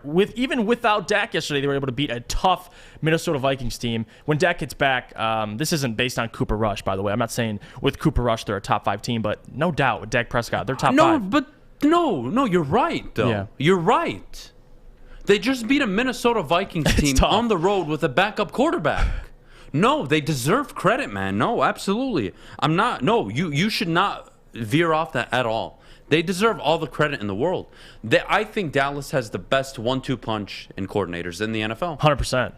Kellen Moore, OC, Dan Quinn, DC. I love it. That is a great combo. I think they're making Mike McCarthy look way better than he is, but that's for another day. That's facts. I'm sorry, I can't help it. Number 5, Tampa Bay Buccaneers for me. I think they're a top 5 team in the NFL. Yes, they lost, but they lost to the New Orleans Saints, a team that I actually respect, unlike some people here. Top defense. Look, I'm not going to dog them for a loss. Guys, you're going to lose games throughout the season. This is totally normal. No team is going to go undefeated. No team is going to go 16-1, 15-2. You're going to lose some games. They lost a divisional game. I'm not going to slate them. Tampa's still a top 5 team to me. I think they're a problem, and I think when their secondary gets healthy, they're going to be even more of a problem. All right. Top 4 teams. Let's start. Green Bay Packers. Ooh, number 4. Yeah. They're legit. I mean, without you don't have Devonta Adams, you don't have Allen Lazard, and you go into State Farm Stadium and beat an undefeated Arizona Cardinals, you deserve to be in the top 5. I mean, that's an MVP performance from Aaron Rodgers. Matt LaFleur called a great game, and defensively, they're adding pieces every other week, it seems like, in free agency. So they're building, and I'm putting some respect on the Packers' name, because if you get a win like that over the weekend, I get it's the regular season, but you deserve respect. And over time, they've beaten other teams. Ever since week 1, what are they? They're undefeated. Aaron Rodgers is among the top in touchdowns, lowest in interceptions. I mean, they're playing great, so give them the respect. I think that I got them at 4. All right. I'll give Arizona respect, but I got Dallas at 5. All right. So Dallas top 5 football team for me. Respect. Number 4, Arizona. I agree, 100%. No, I put Green Bay. Oh, yeah. Green Bay at number 4? Yeah, for beating Arizona. Yeah, that was good. Excuse me. All right. Well, I got Arizona number 4. Okay. They're falling for me this week. Tough loss on Thursday night. They didn't do anything exceptionally. Kyler Murray, I mean, they were driving the ball, but the turnovers concern me. They can't pass protect him. They can't protect Kyler Murray. That really concerns me. That worries me. Yeah. So moving forward, they're going to be number 4 for me for a long time, unless the teams in front of them just start losing. Number 3, let me, if you don't mind, start the Green Bay Packers. Head-to-head victory. I'm tired of people sleeping on Green Bay. And Matt LaFleur, God damn it, they got it right. Yeah, they God did. damn it, the Green Bay Packers just have a horrible knack of always getting it right. Those bastards. 32-7 as a head coach in the NFL. 13-13 and now 37 and no, excuse me, what is it? 13-26, 33 and 7 as a head coach in the NFL. Yep. God damn it. In 40 games, in their last 40 games since Matt LaFleur has taken over, they're 33-7. The Detroit Lions have won 8 games. They're 8-32. Jesus Christ. The Packers are a number 3 team for me in my power rankings. They deserve all the credit. Aaron Rodgers had one of his best career performances, in my opinion. The way he controlled the team, their emotions on the sideline, on the field, his command of the huddle, his command of the pre-snap changes he made. I was so in love with the Aaron Rodgers I saw on Thursday night. Good for the Packers. They're number 3 in my power rankings. My number 3. We're going 3. Would be Buffalo Bills, and they're up there for me. They're 5-2. Obviously, the loss to the Tennessee Titans. They come out, they blow out the Dolphins in their division, which they've already done. They shut them out already once. So the Bills, man, I'm putting respect on their name. They got Jacksonville this week. They're going to clean sweep them with Stephon Diggs and Josh Allen. So I'm still a Buffalo Bills believer, and I think they can even top Arizona by the end of the season. I think Josh Allen, he's my MVP candidate. I picked him before the season. I still stand behind that. So I got the Buffalo Bills at 3. I don't know where you got them. I'm curious. Well, number 2. Oh, they're not going to fall for me. I love Buffalo. Good win for them this weekend. Yep. Division win. Look, Buffalo, I think there's 2-3 teams you can argue are the most complete teams in the NFL. I think you could argue win it healthy, Tampa Bay. I think you can definitely say the Los Angeles Rams, and I think the Bills need to be in that conversation. I see holes in Green Bay, holes in Arizona, even holes in Dallas to an extent, but Dallas, I mean, they got a playmaker at every skill position. You know, they've got the receiver, CeeDee Lamb, Cooper. They've got the O-line. They've got the D-line with Gregory. They have Micah Parsons. They have Trayvon Diggs. Yeah. So they are kind of creeping up into one of the most complete rosters in the NFL. But for me, Buffalo number 2. Love Josh Allen having an MVP-type season. I love it. Yeah, I don't blame you. I got number 2. I got Arizona, and this isn't like me saying Arizona. Damn, we agree on number 1 this week? Oh, we do. For sure. You can't Let's deny go. the Rams are the best team. That is a great present to give me back on a Tuesday. Thank you, Jeff. I really appreciate it. Adam, if I sat up here and said the Cardinals were better than the Rams in the top 10, I want you to smack me across the table. Just right across the face. Because listen, Arizona Cardinals, as much as I've been a fan of them throughout the entire year, I still am. That loss against the Packers was bad. You have to win that game. You're at home against the Aaron Rodgers. Yeah, it's Aaron Rodgers, but he's missing his best receiver. He's missing Allen Lazard, and they're coming out shorthanded, and it's in your house. The momentum's in your favor. They couldn't capitalize, and for that, they dropped in my ranking. But no doubt, they're still lingering. You have them at 3 or 4. I mean, it's all the same to me. So Arizona at 2. And I think number 1, we agree. It's Los Angeles, baby. The Rams are one of the most complete teams in the NFL. Now, you can knock on their schedule. They got the tough games coming up. But may I remind you, the Colts are no pushover. Yeah. Seattle was no pushover at the time. They won on the road both games. They beat the Tampa Bay Buccaneers. So let's chill on the Rams hate. I'm not saying they're a lock to win the Super Bowl, but they're one of the best teams in the NFL, and they deserve to be treated that way, and they deserve to be talked about in that fashion. I believe that 1,000%. So till they prove me wrong, they're the best team in the NFL. I don't think it's an argument right now. I really don't. I love what they're doing.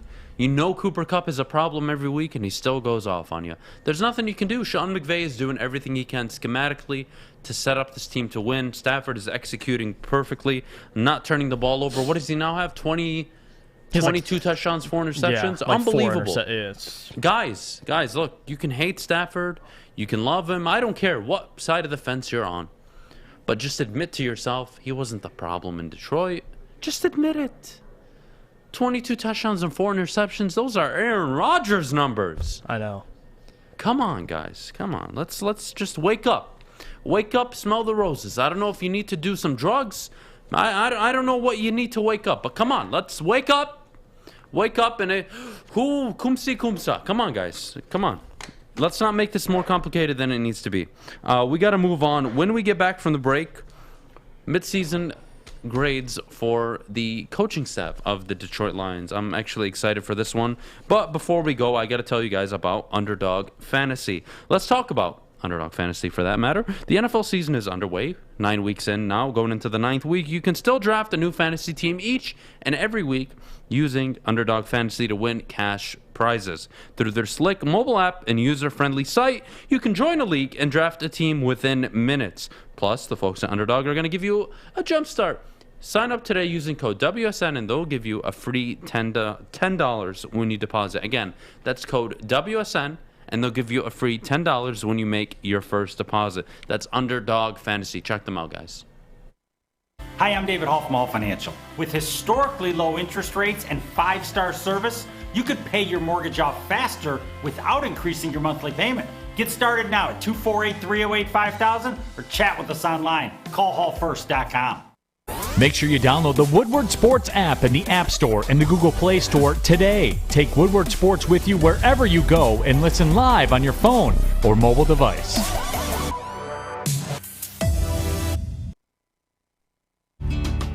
Tony is a third-generation logger that has a simple, practical approach to life and work. That's why his Coast DX342 knife is perfect for him. The stainless steel blade is rust-resistant and made for all-weather use. And the double roll-lock safety ensures that it will never inadvertently close when he doesn't want it to. That's why Coast is trusted tough. All right, good morning, Detroit. We are going to now move into our next segment, the midseason grades for Detroit Lions coaching staff. Jeff, let's get it kick-started. Anthony Lynn, offensive coordinator for the Detroit Lions. What grade are you giving him? We're going to do the scale A to F. I'm going to give him a D. And you know why? I haven't seen anything out of this offense. I've told Stick yesterday. You can say, and we'll get to Aaron Glenn. You can look at Aaron Glenn and say, listen, with the product you have, it's like Stick said, he had a great analogy. You're going to 7-Eleven to make a gourmet dinner, and Aaron Glenn has done it. Now, there's been games where you've said, dang, this defense has played well over their means, well above anything we've expected, especially with the injuries they've suffered. The offense, I can't say anything. They haven't had a game this season which I can actually say they've played well. Yes, versus the Rams, they converted 4th downs, and they were able to extend their drives. That doesn't mean the offense is a good product. It means your special teams unit, which we'll get to Dave Phipp, is actually pretty spectacular. Anthony Lynn hasn't shown me anything but going scoreless in first halves, scoreless in second halves, and more importantly, going multiple quarters over the last couple games without getting anything. I mean, but the Jamar Jefferson touchdown at the very end of the game versus the Eagles. And yes, I listen, I'm willing to sit here and say he doesn't have weapons. He doesn't have wide receivers. But you know what? You have Jared Goff, who's an okay quarterback, not the best, but he's decent. Why do we do a weapon like T.J. Hockenson. Why can Mike LaFleur win with Mike White and who? Who's the back for New York Jets? I don't even. I think it's Mark White. Michael Carter, I think his name. Carter, Michael, the running back. Yeah, the running back. That's your running back. He should be their starter, but that's your RB1. He's a rookie. That's what I'm saying. You have that Mike White and Elijah Moore and Corey Davis as your unit, and a washed-up Jamison Crowder, and a washed-up Jamison Crowder. No tight end. No excuses no for Anthony Lynn. He gets a D. So, and I'll hand it to him. Well, you're generous, honestly. I think you're too polite. He gets an F, and the F comes with middle fingers and a saying that I can't say on air. So we're gonna leave it there. Anthony Lynn, what the hell, man? And it's not even that the offense is bad. I could care less about that. Yeah, it's you are regressing week to week, dude. I don't mind if you have the 32nd ranked offense. Believe me, I'll throw you a bone there. But right. Damn it, show me something. Get Hockenson in motion. Now, this past game, Hockenson was very good. 11 targets, 10 catches. I like it. Good. That's how you got to target one of your best players. Mm-hmm. Jefferson out of the backfield, I liked him a little bit. He looked explosive a little later on. But, guys, the O-line, Penei Sewell's graded at, 84 over the last 3 games on PFF. He's been good. The O-line's not the problem. Yes, they gave up sacks, but Jared Goff is holding onto the ball for too long. He's not making decisions. The quarterback play is regressing. The play calling is regressing week to week. Anthony Lynn gets an F. There's no creativity. Nothing. There's nothing where you look at and you're like, oh, okay, I see something that can translate. You know what you've seen, Detroit? You've seen him score 16 points in the final 2 minutes against San Francisco because they were playing prevent defense, and you've seen him play and execute a perfect half against Green Bay. That never happens. In the NFL, your script, your game plan that you go into never always works out that way. Maybe it works out for the first drive, not for the whole half. So they look competent for one half. Great. Great job, Anthony Lynn. F. Big freaking F. Yeah, I don't follow you. Horrible. Moving on. Quarterback's coach, Mark Brunell. How do you think he's been doing? I mean, listen, Mark Brunell, you could talk about his career he's had as a coach. I'm talking about evaluating him this year. It's a D-. This is the guy F. that praised the living hell. So careful here. Whatever you're about to say.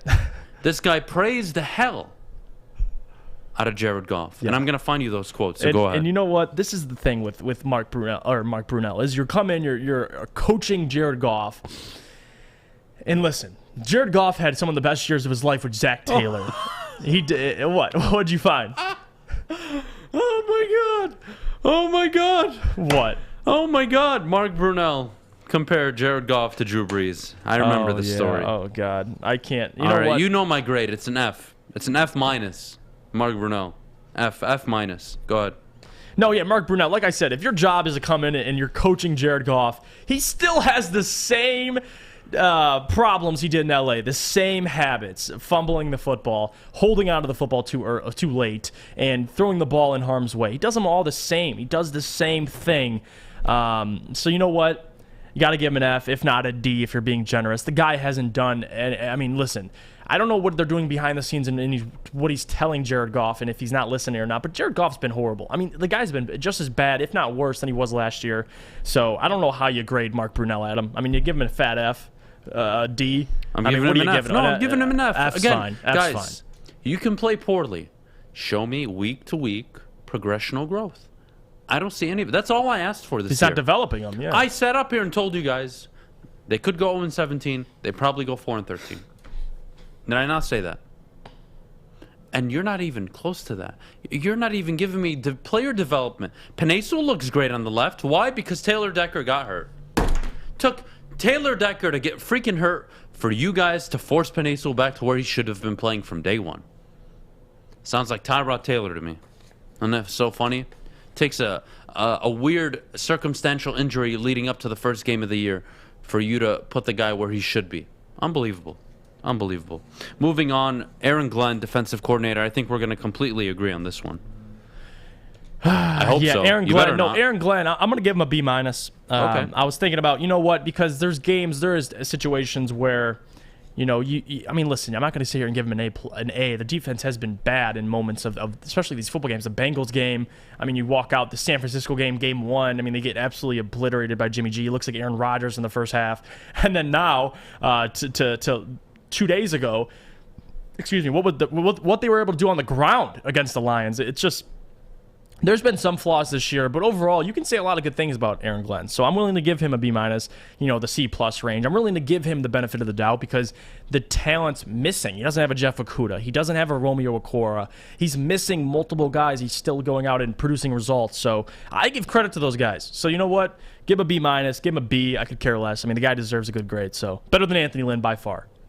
I agree. I'm going to give him, you know what? I want to give him a B, given his circumstance, but I'm going to agree on the B-. Yeah. I think he's done a really good job growing and developing the people he has to work with right now. It's not the greatest talent. It's not the greatest D-line. It's not the best linebacking core. It's not the best secondary. Yeah. And I think he's doing an adequate job. With a lot of rookies, too. With a lot of young rookies. Barnes, the communication Levi. is key. I think the defense has shown me more than the offense.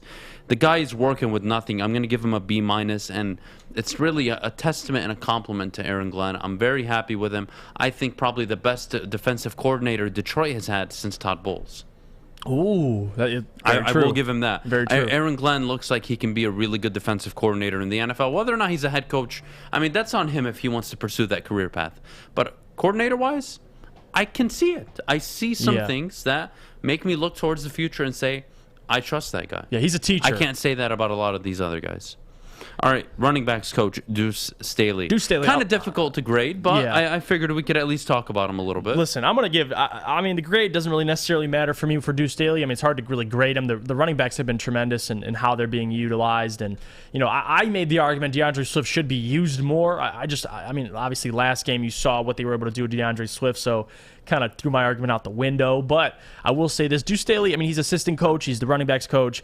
I love Deuce Staley, man. The guy is a leader amongst men already. I mean, he gets the respect of any locker room he walks into just because of what he had to go through to get where he is and be in the coaching position he is. So I got nothing but respect for Deuce Staley and the job he's done. I'm sure he's working day in and day out with DeAndre Swift, Jamal Williams. Look at Jamar Jefferson. Look how good he looked yesterday, or 2 days ago, excuse me. So I'm giving him, what, a B+, B? I mean, he's been fine. I don't really have a grade for Deuce, to be honest with you. I mean, I'll give him a B. I'm not going to give him a B+. I don't think it's extraordinary. I think there's a lot of confusion. You know, as a running backs coach, you're really just preparing your guys to hold on to the football. Right. Don't make fundamental plays. Don't make the big mistakes. Don't do anything crazy. So, you know, just Staley, give him a B. You guys want to give him an A, I don't mind. I'm not going to slate anybody for it. It's fine. I don't mind. I'm okay with that. Moving on. We got a great Dan Campbell. There we go. Head coach time. And we're going to get to Brad Holmes after Dan Campbell for everybody in the chat. All right. Dan Campbell. Jeff, give me a grade for Dan Campbell, his performance so far to start the year. So, given what he's working with, yes, because this is the question. Like, if this team was absolutely loaded and you hired a Dan Campbell to coach them and they're 0-8, you give him an F. But the situation he's in currently and what he's been able to get out of his players, knowing the talent he has with the injuries, I would say, honestly, it's got to be around the C mark. I mean, if you're willing to go C+, I'm fine with it. I mean, it's C+, meaning he's above average, which I don't think he's been above average. I think you might be able to make the argument for C-, C.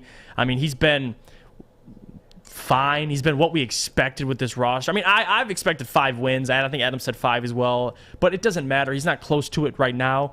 But again, you got to understand the players he's working with in the first year of being a head coach. There's humps he's going to get over. But the one thing I have a problem with and why I'm giving him a C- is honestly the 2 out of the 3 weeks of saying I've been out-coached. I don't like my coach saying that.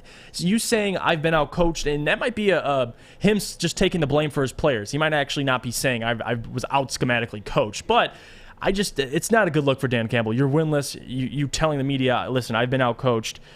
I mean, the only positive thing I can take from Dan Campbell is a lot of the 4th down aggression calls. I mean, I guess at LA, he converted like a couple of the 4th down. You went for it, and it worked. But sometimes it doesn't work. So, I mean, I'm giving him a C-, Adam. I wouldn't even be mad if you gave him a D. I just don't. The F is unreasonable. But the D, I don't know, Adam. I'm pushing towards the D, but I'll say C-.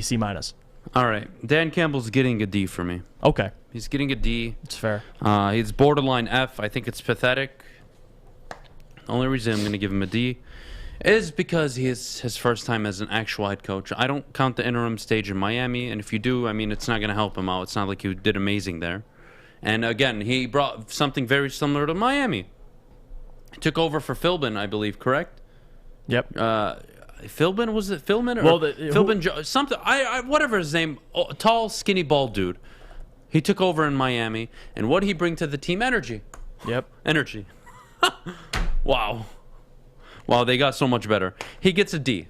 I'm not going to give him an F because I think it's a bit harsh. I think Anthony Lynn deserves an F, but I'm going to give him a D because he's got to hold himself, his coaching staff, and the players accountable. And if you're not improving and developing your players week to week, what in the hell are you doing as a head coach? And if you want to sit up there on the podium and say, yeah, I'll take responsibility. I mean, you've been saying that every week, dude. Do you mean it?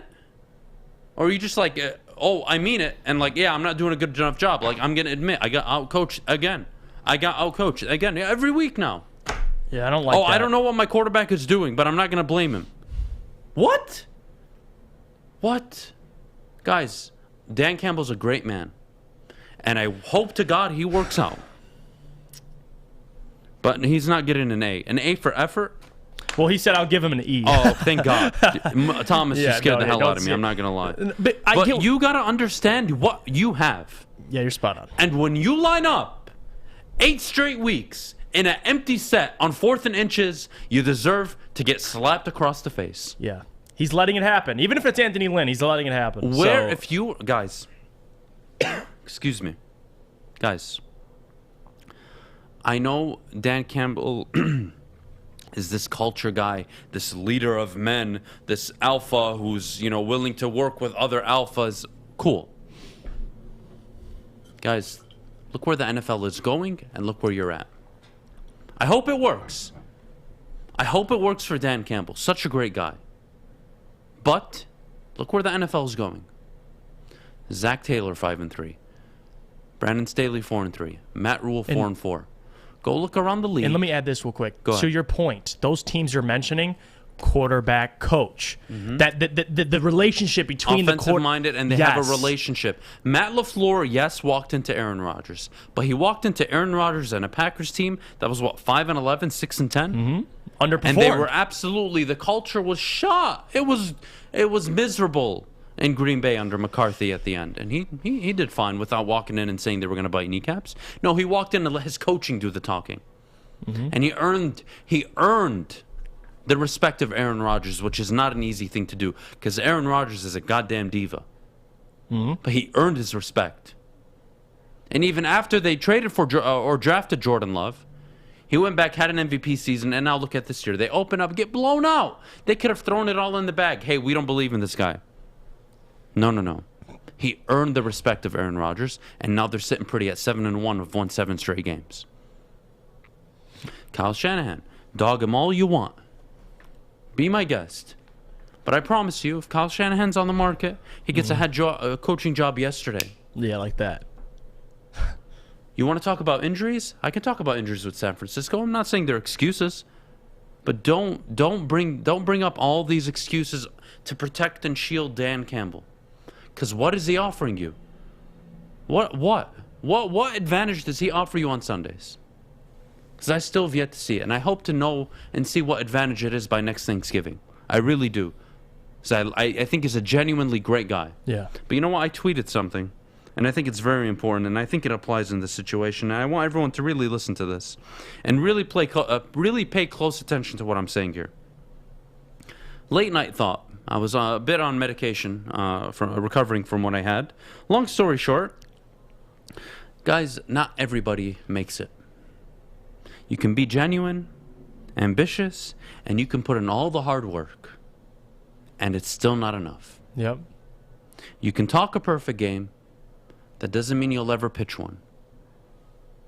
That is life at its core. And I hope all of you understand that one day. And what do I mean by that, guys? Is you can talk the talk. You can go for it on fourth down. You can be the alpha. You can charisma. You can change the culture. At the end of the day, you gotta win. And you gotta teach your players how to get better and how to win. I'm not saying they need to win 10 games year one. Absolutely not. But this team hasn't gotten any better through 8 weeks. And at least I can look at the Giants and say, well, I mean, I'm not a fan of Joe Judge, but, I mean, the GM is awful. I'd get rid of both, but yeah. You know what? Like, it's not awful. I look at the Jets. They just beat the Bengals with a less quality offense, talent-wise on offense. They have less talent than the Lions do. Yep. They managed to put up 30 on the Bengals, and that was on the road. Oh, no, excuse me. It was at home. But the backup quarterback. But with the backup, regardless. Anthony Lynn needs to go if Dan Campbell wants to keep his job. Because he can't sit there and tell me that he doesn't know what's going on and give this blind trust to Anthony Lynn. Damn it, you need to walk in the room. What's the game plan this week? What are we doing? Yep. Why are we running this play? It's average 2 yards of play. You should know all this. You should know what your best plays are and what your worst plays are. And you should double down on your strengths and forget about your weaknesses. That's your job. And he hasn't done it. So he's getting a D from me. I'm not happy at all. This is not what I expected. It's worse than what I expected. But we got to head to break. When we get back, we got to talk about Kenneth Walker and Mel Tucker. I'm sorry. Give the dude the Heisman yesterday. Dude deserves it. Mel Tucker, AP Coach of the Year. Give it to him yesterday. They both deserve the awards yesterday. We'll do that right after the break. But before we go, Jeff, people are commenting, I need a haircut. Where do I get it from? All right, listen, I know exactly where you can go get it from, and it's at Lady Jane's. Over in Birmingham, any location near you. They're open 7 days a week, 10 to 8. And all you have to do is walk in, sign in, sit down, and before you know it, before you're even leaving the building, you're handsome and clean. You're looking fresh. Go to Lady Jane's, open 10 to 8. You sit in one of these chairs, get to watch Sports Center, get to check out all your favorite teams, updates, and then you walk out a whole new human being. So walk in anytime, 7 days a week, because it is wicked awesome.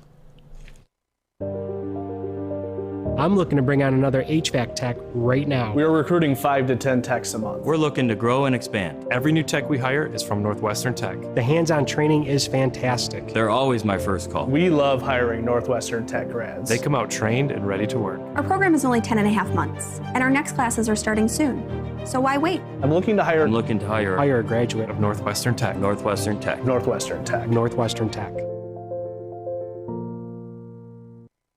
Make sure you download the Woodward Sports app in the App Store and the Google Play Store today. Take Woodward Sports with you wherever you go and listen live on your phone or mobile device.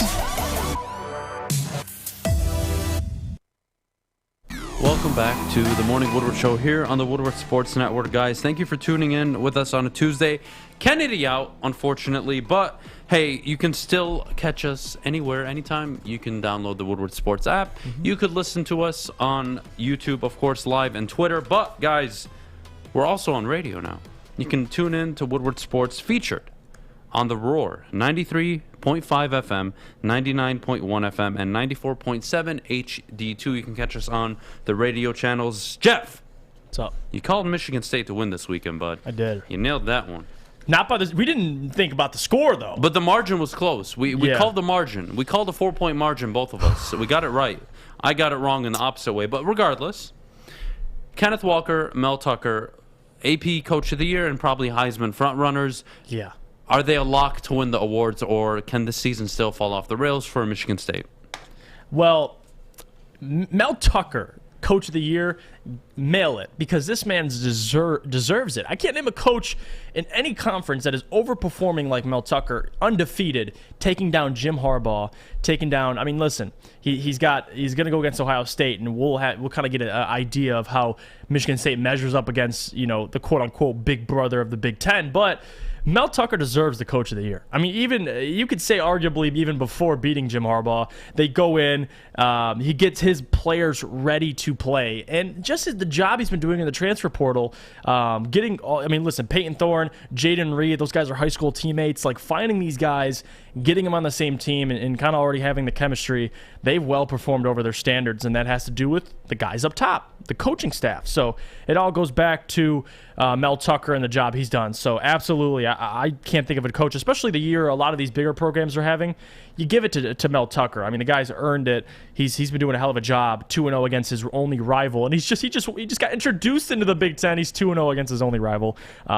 Good for him. So Mel Tucker deserves it. Moving on to Kenneth Walker, that one, listen, he deserves to be in the conversation. Certainly top 2, top 3, but it's hard. It's a quarterback league, and at the end of the day, you have a running back who's absolutely tearing apart defenses. He deserves to have the Heisman, and especially because my argument beforehand was, what do you do with Peyton Thorne? I mean, this is a quarterback that was playing extremely well before.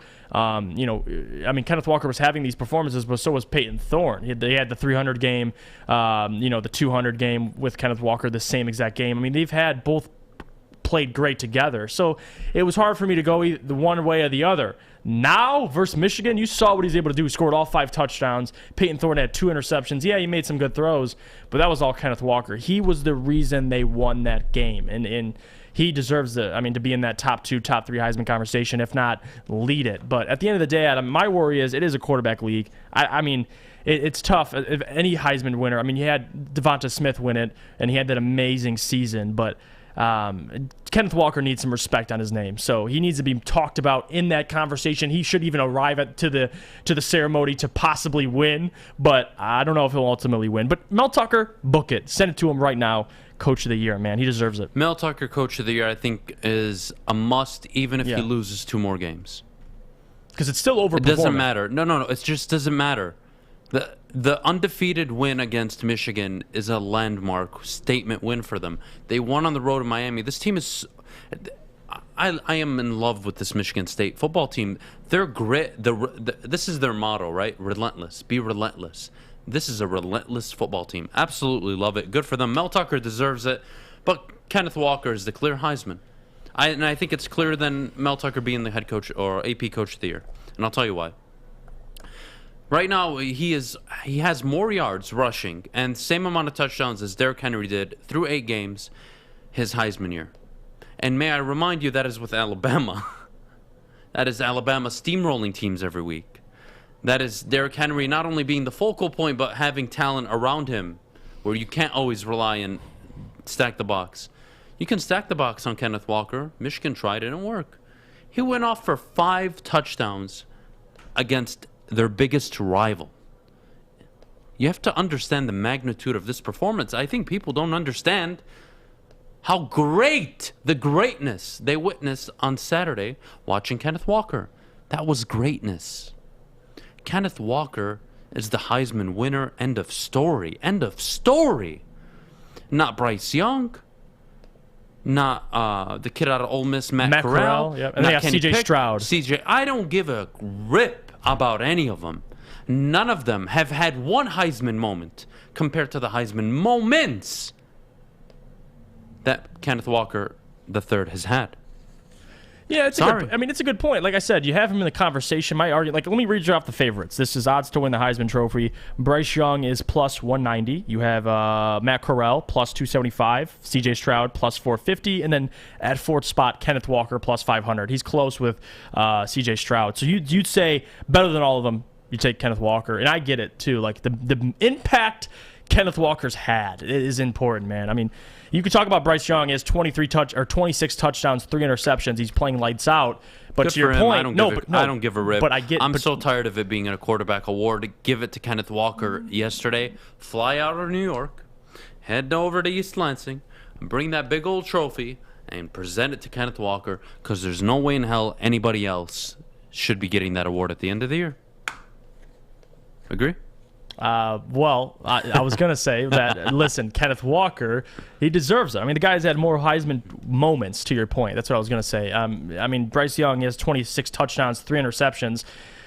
But, you know, you have the loss on your record. They're undefeated. It's hard to really argue with you. I mean, you're on point. My point is just they always favor the quarterbacks in these type of situations. I mean, Devonta Smith won during that 1 year, but this is different. There's multiple quarterbacks having good years, but Kenneth Walker's been absolutely outstanding. So. All right, we're on the same page. We got to go to break. When we get back, the Pistons play the Milwaukee Bucks tonight, and of course the Red Wings travel to Canada to play the Montreal Canadiens, which means no Bertuzzi tonight, right? Yep. Come on. It's game. It doesn't affect you until it affects you. Exactly. Yeah. This is where it gets tricky now. Yeah. Now you're gonna start miss some games, and your team is gonna lose rhythm. Lines have to change. You know, make a decision, dude. Make a decision, and whatever you decide, it's on you. But do what's best for you and your teammates, man. Whatever makes you happy. We gotta have to break. When we get back, Pistons talk and Red Wings talk. Excited for it. Fellas, football season is here. It's time to make your grooming experience easy like Sunday morning. Get to Lady Jane's Haircuts for Men. Walk in, relax, watch your favorite team play, and before you know it, your hair will be game ready. Get to Lady Jane's, open 10 to 8, 7 days a week. Walk in anytime. It's wicked awesome. Okay, you thirsty little spin goblins. I want you to pedal into the next dimension. Spin it! Spin! Uh-oh! Carmen's falling behind. Let's give her the hiss of shame. Spin till you bleed! Don't ride the bike of shame. Come to Planet Fitness and find your own lane with tons of equipment, free fitness training, and no hissing. Join today for just $10 a month. Welcome back to the Morning Woodward Show here on the Woodward Sports Network. Jeff! Woo. Pistons Bucks tonight, bud. Talk to me. Yeah, listen. It's going to be a good game. Cade's obviously back. He hasn't been playing the back-to-backs. What? Nothing. I love you, man. Cade's back. I know. That's what I said. Okay, listen. Cade is back. We'll talk about it after the show. Okay, Cade is back. That's what I said. I'm sorry. Cade is back. He can't play back-to-backs. It's a lot of backs in a sentence. So you know what? You know what? I talked about with Steak yesterday. I said, listen, Cade against Orlando Magic. He was the only player in the starting lineup that had a positive plus-minus, and he shot horrible. He was 1 for 9. Couldn't shoot the 3 ball. He's 0 for 5. And he had a positive plus-minus. That's a sign of a good player, man. I mean, a guy who can affect the game without even shooting well. They're going to need him tonight against the Bucks. So they win? Probably not. But they can show things. They can show me that they can compete against good teams. Because against the Nets, they got absolutely obliterated. And that was... I mean, besides the Bulls game 1 and 2, the Nets were really their first test of one of the top teams in the East. The Bulls, I mean, it's the first 2 games of the season. You don't really know what the Bulls are at that point. I mean, they're a good team, but the Nets are a great team. And you get blown out to the Nets. Now against, now you're versing the Bucks, the champions, and I think they're coming to Detroit. They're coming to Little Caesars Arena, but that does not matter. I think they still win.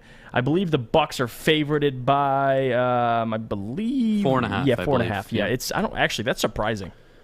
4.5. I'm sure there's someone sitting out tonight. But anyway, yeah, there might be someone. But anyway, I got the Bucks winning. I think there's a lot we can see from Cade because obviously the first game he played didn't shoot the ball well. I want to see more out of him this game. Didn't really pass the ball. He had like 3 assists. So just kind of open up a little bit, and I'm sure he will. He only played 19 minutes. They'll probably let him play upwards of 20 to 25 minutes just for this game, and he'll kind of work his way back. But I think the Bucks win, obviously, Adam. They're 3-4. It's about who needs it the most. It's the Bucks. They're 3-4. They need a win, even if they're 4.5. What time is tip-off? 7 o'clock. Okay. Eastern time. So, it is what it is. But I'm excited to see Cade Cunningham, man, play a legitimate minutes. Yeah, I think everybody is. And you know what? They got to stop treating him like he's coming off an Achilles or an ACL injury. Let the kid play. Come on. 30, 35 minutes. Come on. If the ankle's that bad, tell us it's that bad. Not like, oh, we're going to time manage. Please don't. We don't need another Kawhi Leonard. Please. Please. Save us the despair. Moving on. Wings, Canadians. I'm excited for this game. The Wings are just so much fun to watch. Now, if Cade comes out and gets 28, 32, 34 minutes, Pistons are going to be must-watch. But he has to play better. Rough debut. Expected rusty, but still, I mean, come on. Looks like all the rookies across the league are struggling right now. Outside of Franz Wagner, dude. He is, I know. You know you can buy in at him at Rookie of the Year at plus 3,000 right now. Are you serious? I swear. That's a great bet. Put $10 on it. Walk away with what, $300? Yeah, that's a dub.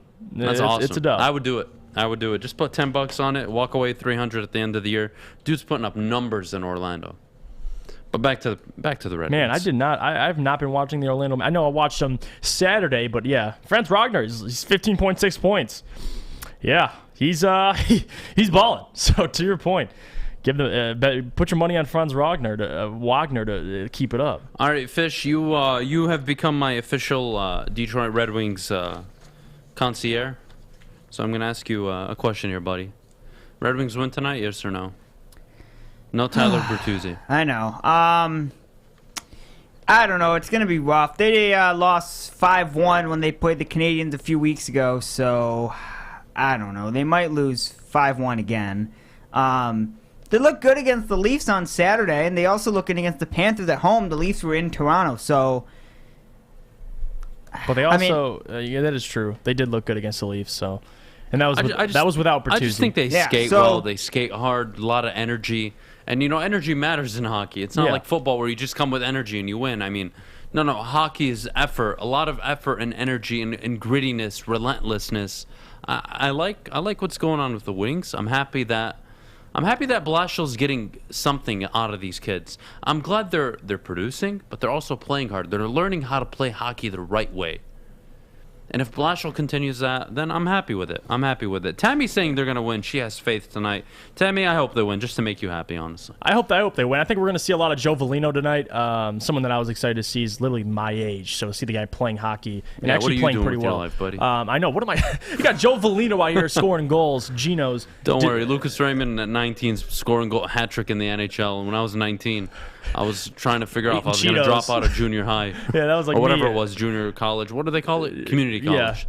Yeah. No, but the point still stands. Listen, I'm excited to watch the Wings tonight. Lucas Raymond, Dylan Larkin, all these guys. I think they keep it close, and I think they actually come out with a win. You know what? All right, I'll predict the Wings give win. me a score prediction on the Wings game. I'll say 4-3 Wings. They win. Ooh, pull it out. All right, I have a very similar score line, but it happens in a different way. I'm going to go 5-4. Wings win in overtime. I'm taking the over on that game, obviously. I think it's going to be a shootout. Yep. I think it's definitely going to be a shootout. I think both teams have shown that, hey, we're a little bit leaky in the back. Goaltending not the best, and let's be honest, the goals come out early in the first period. It's gonna rain all game. Yep. So really, the first 10-12 minutes of the game are gonna decide how that game is gonna play out. I'm extremely excited for it. Pistons Bucks. Give me a prediction, Jeff. I think the Bucks win 123-105. I think we get smoked by 15. Oh wow, Jesus Christ! Yeah, listen, man. the Bucks are trying. They're on a mission, and I think the mission the Bucks are on and the mission the Pistons are on are just not aligning. I think the Bucks are finding themselves, getting their feet under themselves. Yeah. I think they're just coasting. Yeah, and they might not have. I don't know if they have Drew Holiday either tonight because he's been out with an injury. Well, so regardless, it might I don't be think it's a closer. blowout. I'm gonna take the Pistons to win at home tonight. Okay. I'm going to take the Pistons to win 103-98.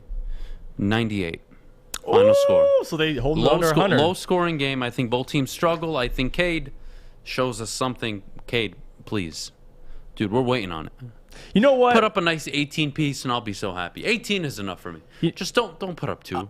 Please. Cause you know what? I got beef with Cade. Because I put a bet on you, man. I put a bet on you that you would score more than 6.5 points in your debut. You know what? I love you, man. But you hurt me. Cost me $150. You couldn't score more than 6 points, dude? That is kind of hard to believe. Yeah, he couldn't even get 6. But I will change. I'll be generous. I think the Pistons still lose, but maybe not 120. You're right. It's at home, so maybe I'll say yeah. I mean, that's a big part I'll say of it. 110-103. All right, they lose by 7. They lose All right. close. Well, guys, thank you so much for joining us this morning. Kennedy, hope you're feeling better. We need you back ASAP. I don't like talking this much, so please come back as soon as possible. That is it for the morning show today. Good to be back, Jeff. Thank you so much Good to have you again back, for another man. great wait. edition of the morning show. Fish, you're the man that never changed. Alex and new guest in the TD booth. We're not gonna reveal his name yet, but anyways, guys, thank you so much again for joining us. Appreciate it. Whether you're on Twitter, on radio, we'll be on in 2 hours. Actually, we're starting up right now. Yep. We're live on the radio starting in 1 minute. So don't forget to tune in if you missed part of the show. Catch up on radio, and of course, you can find us on YouTube, Twitter at any time. Guys, thank you so much. We'll catch you tomorrow.